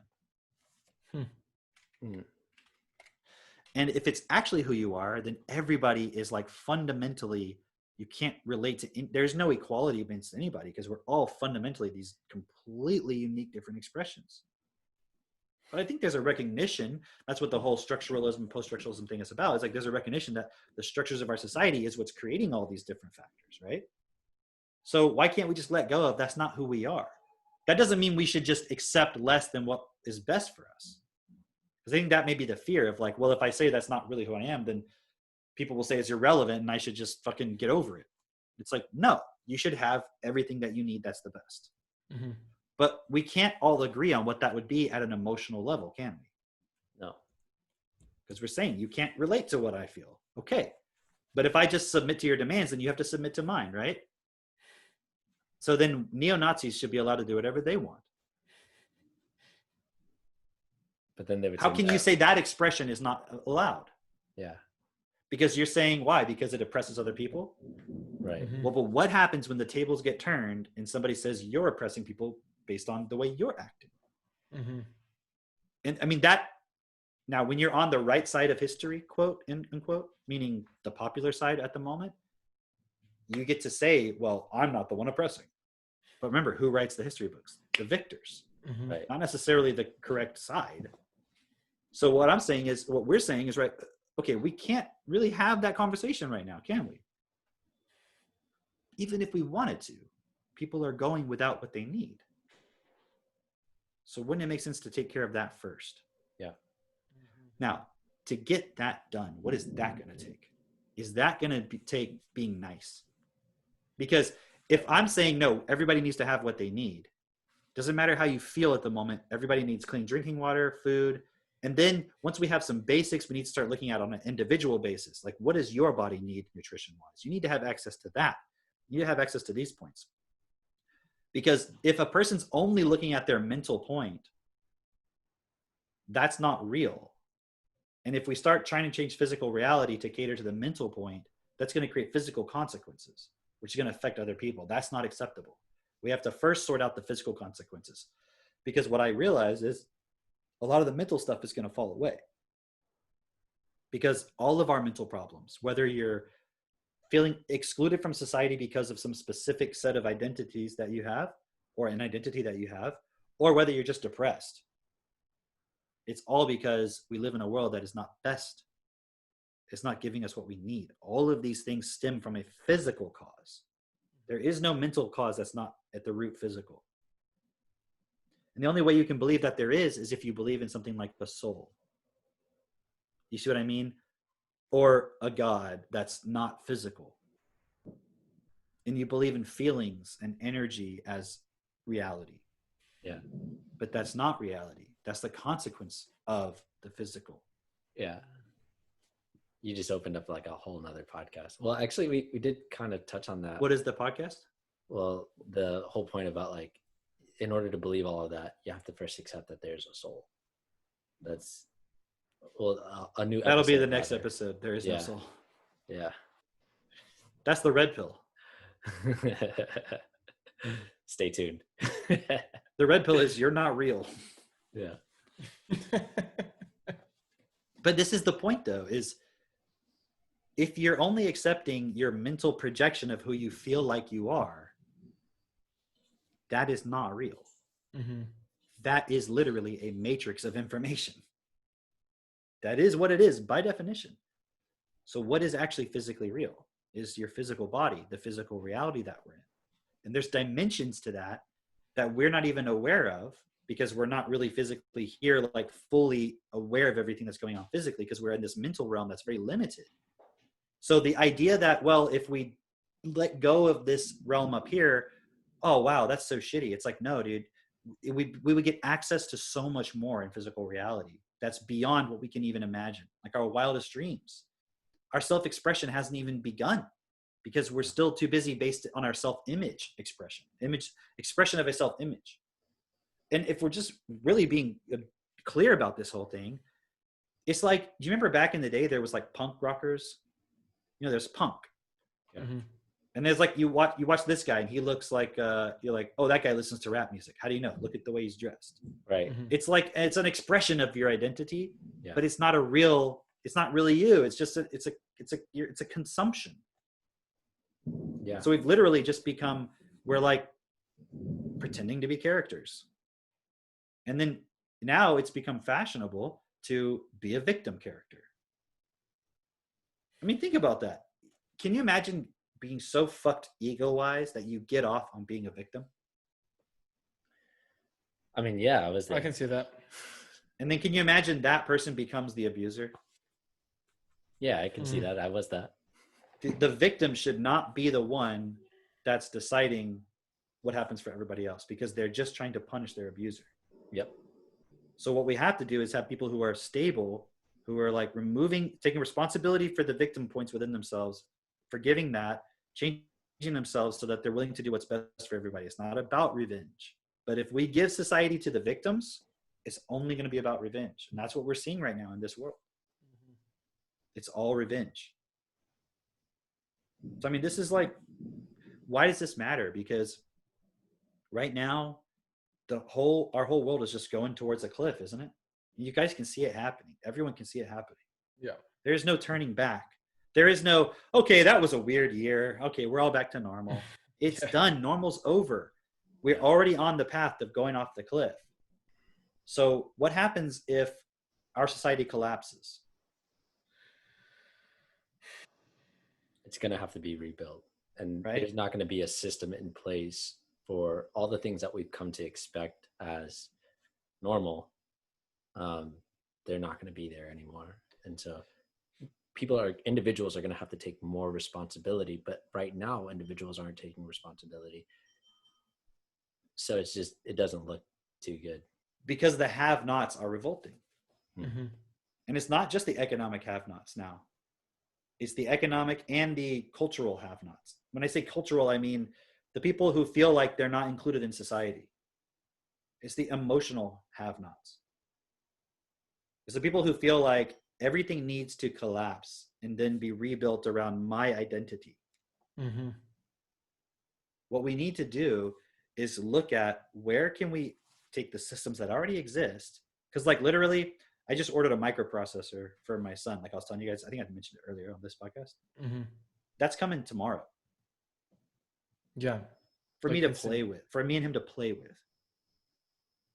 A microprocessor. Like, can you imagine that? It's like probably more complex than what they sent astronauts to the moon when they pretended to do that.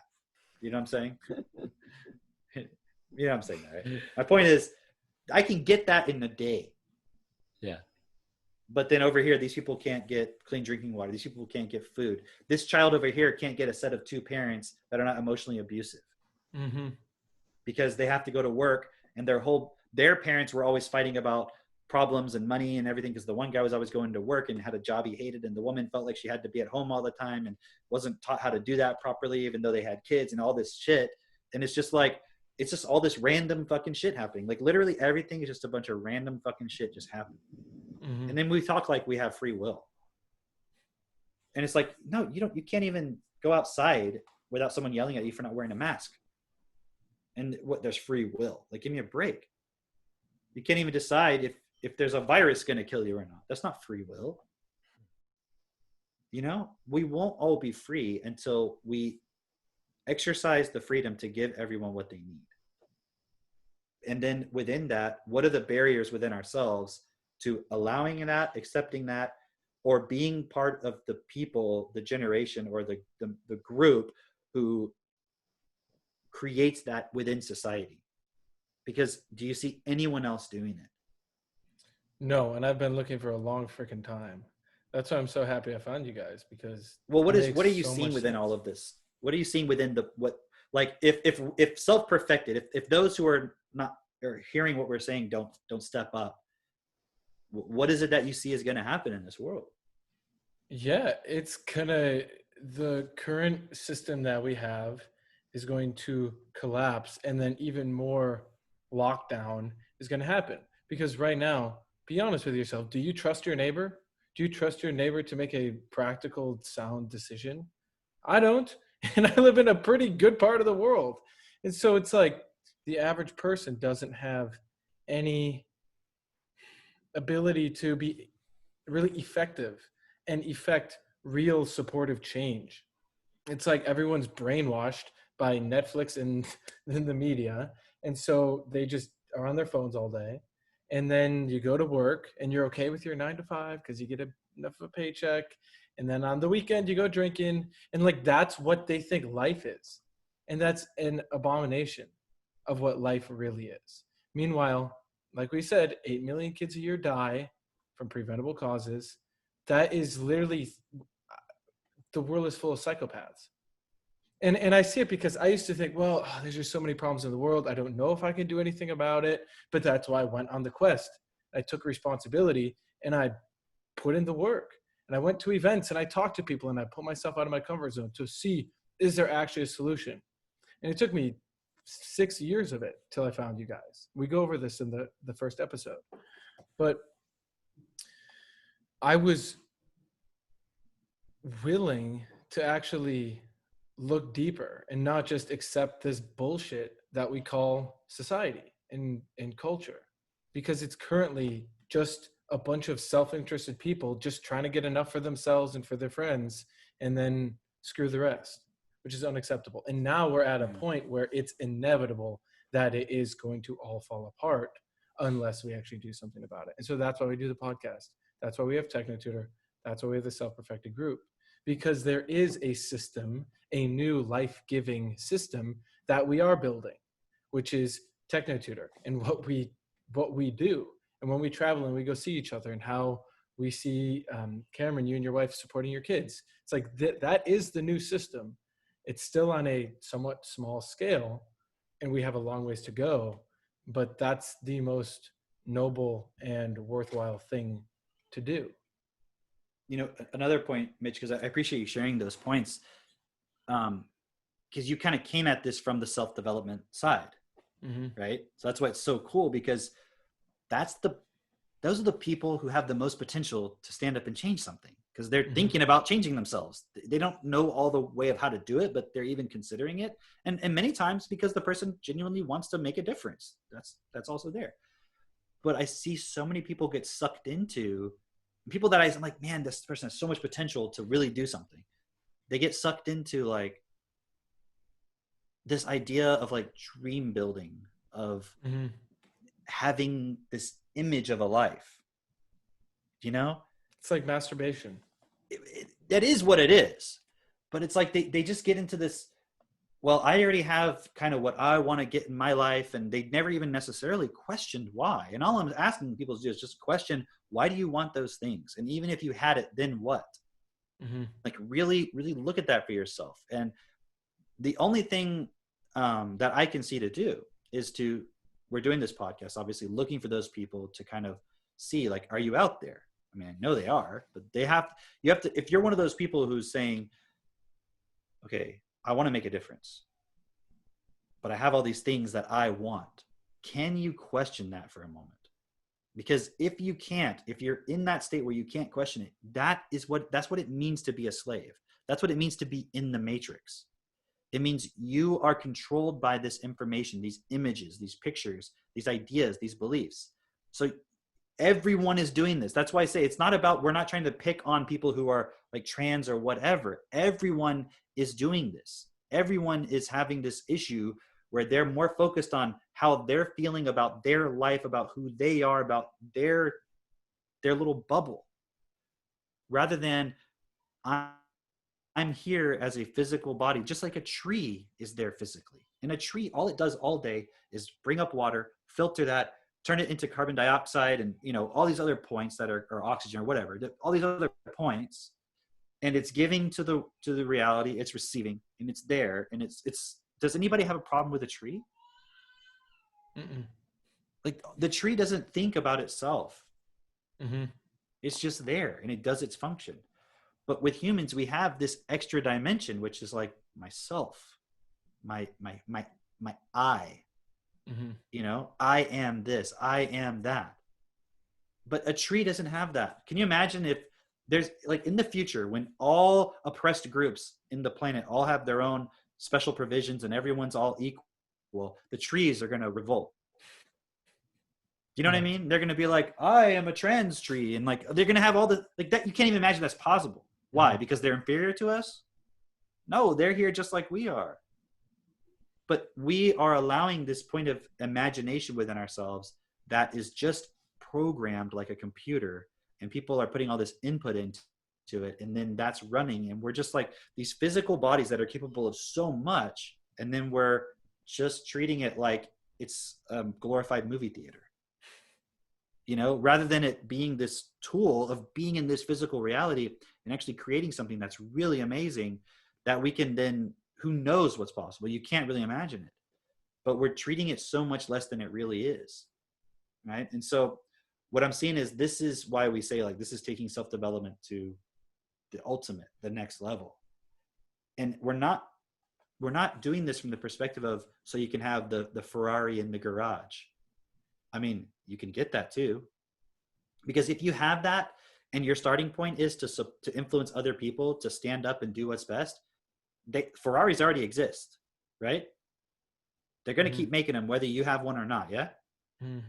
But if your whole purpose in life is just to get the Ferrari, yeah, what? Like, really? That's all you are? You just this thing that literally just bought into Ferrari's brand messaging? That's what you've done with this magnificent gift that you have. Like, imagine you have a limited time to experience yourself in reality. Mm-hmm. And imagine there's nothing after this. This is it. This is your one chance to be in reality and be here and do something with it. And you're wasting it trying to get a bunch of stuff. But hear me out. You can still have that stuff. In fact, if you have the desire for it and you know and you're willing to go and get it, just align yourself with also doing what's best. Do it in the best way. Do it where the way you get it is by also measurably making the world better. That's why we keep impulsing TechnoTutor and Destiny and all these points, because as a group, we can then utilize what everybody wants, which is all these nice things, as a point of like, who do you listen to? Right? Mm-hmm. If you listen to your wishes, your command, that's the first point that's really hit upon. So there's nothing wrong with acquiring those things and having, the signs of success that you're going to use to support other people to say, hey, I want to be a part of that, because we're just still in the beginning of where we're going. And that's where we're really headed, is to have control everything. You see what I mean? Like, why not have the TechnoTutor or the self-perfected, logo on a football stadium? Exactly. It's a lot better than it being some fucking pharmaceutical company or a bank. It'll be our own bank. Mm-hmm. You see? But then what are we going to do with that? What's the point of it? Exactly. It's to spread awareness about what actually matters. Because the people who get into these positions automatically in this world, they don't actually care about anything other than just getting that stuff. Yeah.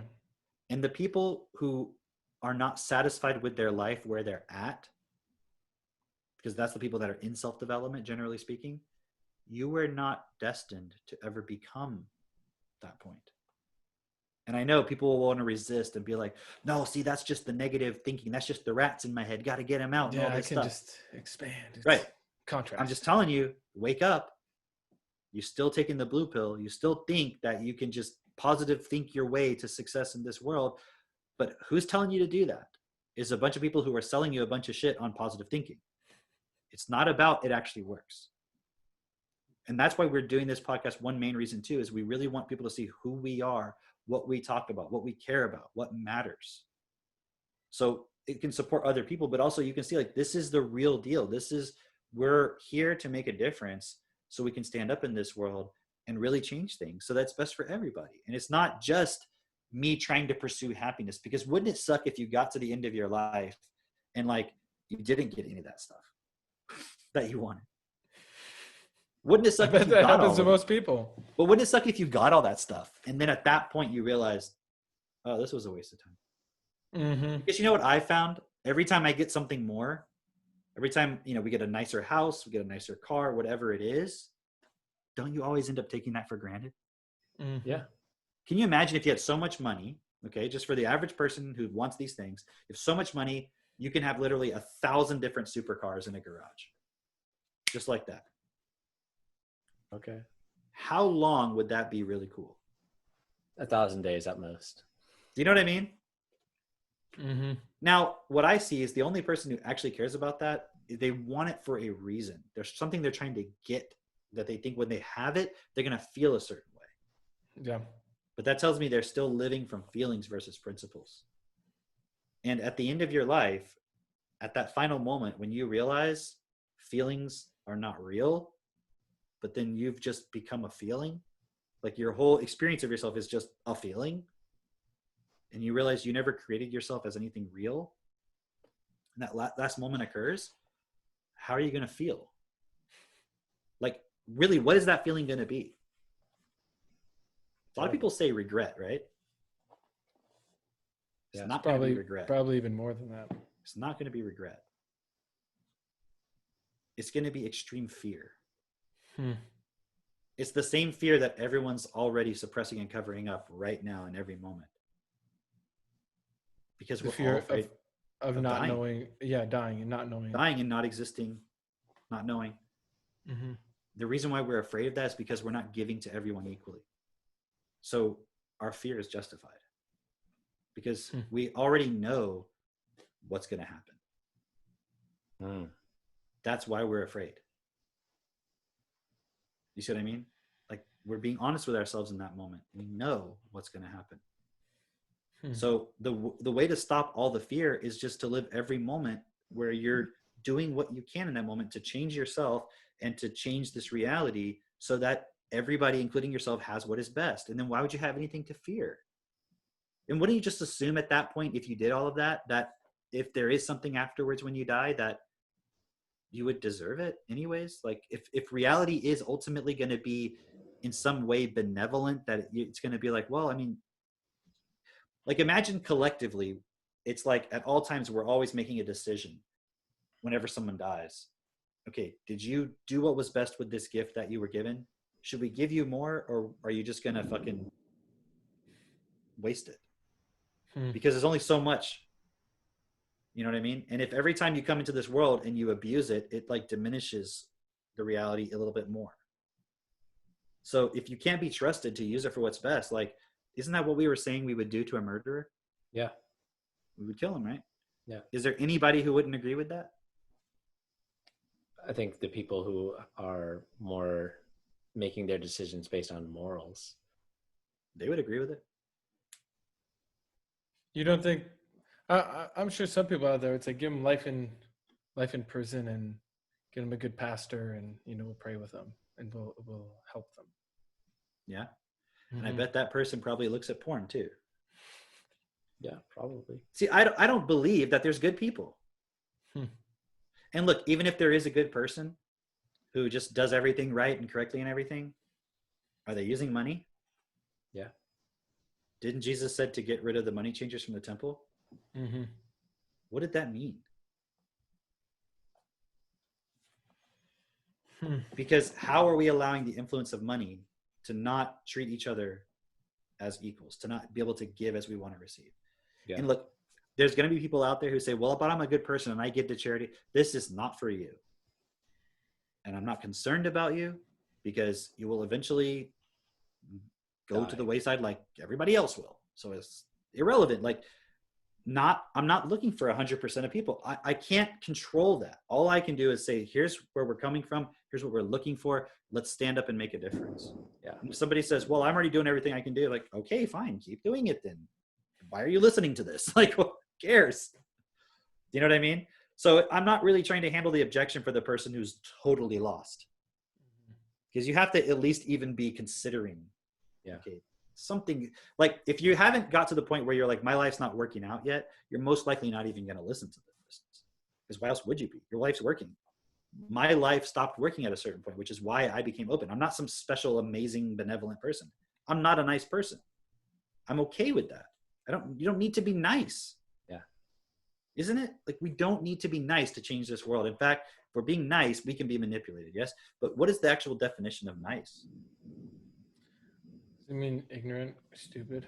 Yeah. If you look at the etymology of it, it just means stupid. Like, oh, yeah, but he's a nice guy. That's what you say about somebody when there's nothing else to say. It just means that, like Drake looked it up earlier, it's the word agreeable, right? Yeah. What does it mean to be agreeable? You're just able to agree. So in other words, if you said something I didn't agree or I didn't like, I just don't say anything. Yeah. Right? Because I'm like, well, yeah. You just don't ever push back on anything. Because I want to be nice. So that's not unconditional love. Unconditional love is not being agreeable. Right. Unconditional love is assessing what is the best thing to do. Make it happen. Don't force, because force is not sustainable. Forcing the point is not sustainable. Right. It's about supporting the people who can hear, but not supporting the bullshit. So if you say something that's bullshit, I'm going to say that's bullshit. Now, depending on your personality, I might have to change the way I say it so you can hear me or not. Right. You see what I mean? But then it's like, there's a waste of my time. There's nothing I'm going to be able to say. It's just like, what's the point? Yeah. See, so it's important that we're making this distinction, because people will try to say, well, if you're trying to do what's best, if you really want to make everybody equal, then they'll try to give you the rules of how you have to do that. but they're not willing to actually do anything. Yeah. So just don't listen to those people, because you have to, at the end of the day, be responsible for your decisions. So if somebody tells me to do something or not do something, and then I, out of wanting to be nice, allow something that really shouldn't be allowed, but because I put more value on being nice, well, at the end of my life, is that going to be an acceptable excuse that I'm going to be like, yeah, but at least I was nice? No. Like if some dude was coming after you and your family, would you be like, well, I got to be nice, everybody? Like I remember when I was a kid, well, I don't want to say who it is because they'll probably listen to this eventually, or they'd be offended, but I'll just say somebody. I remember we were driving in the car, and this person, there was a black dude walking down the street, right? And another person in the car was like, what's that person doing there? And the reason why they asked it, I know why, is because it was a street with only one house on it, our house. There was no reason for the person. I mean, it's like a long street. We were the only house on the street. It was not it's isolated area. And they were just like, I wonder why they're walking down the street. And because this person was black, the other person goes, well, I don't know, but I'm sure they're a nice guy. I'm sure they're a nice person.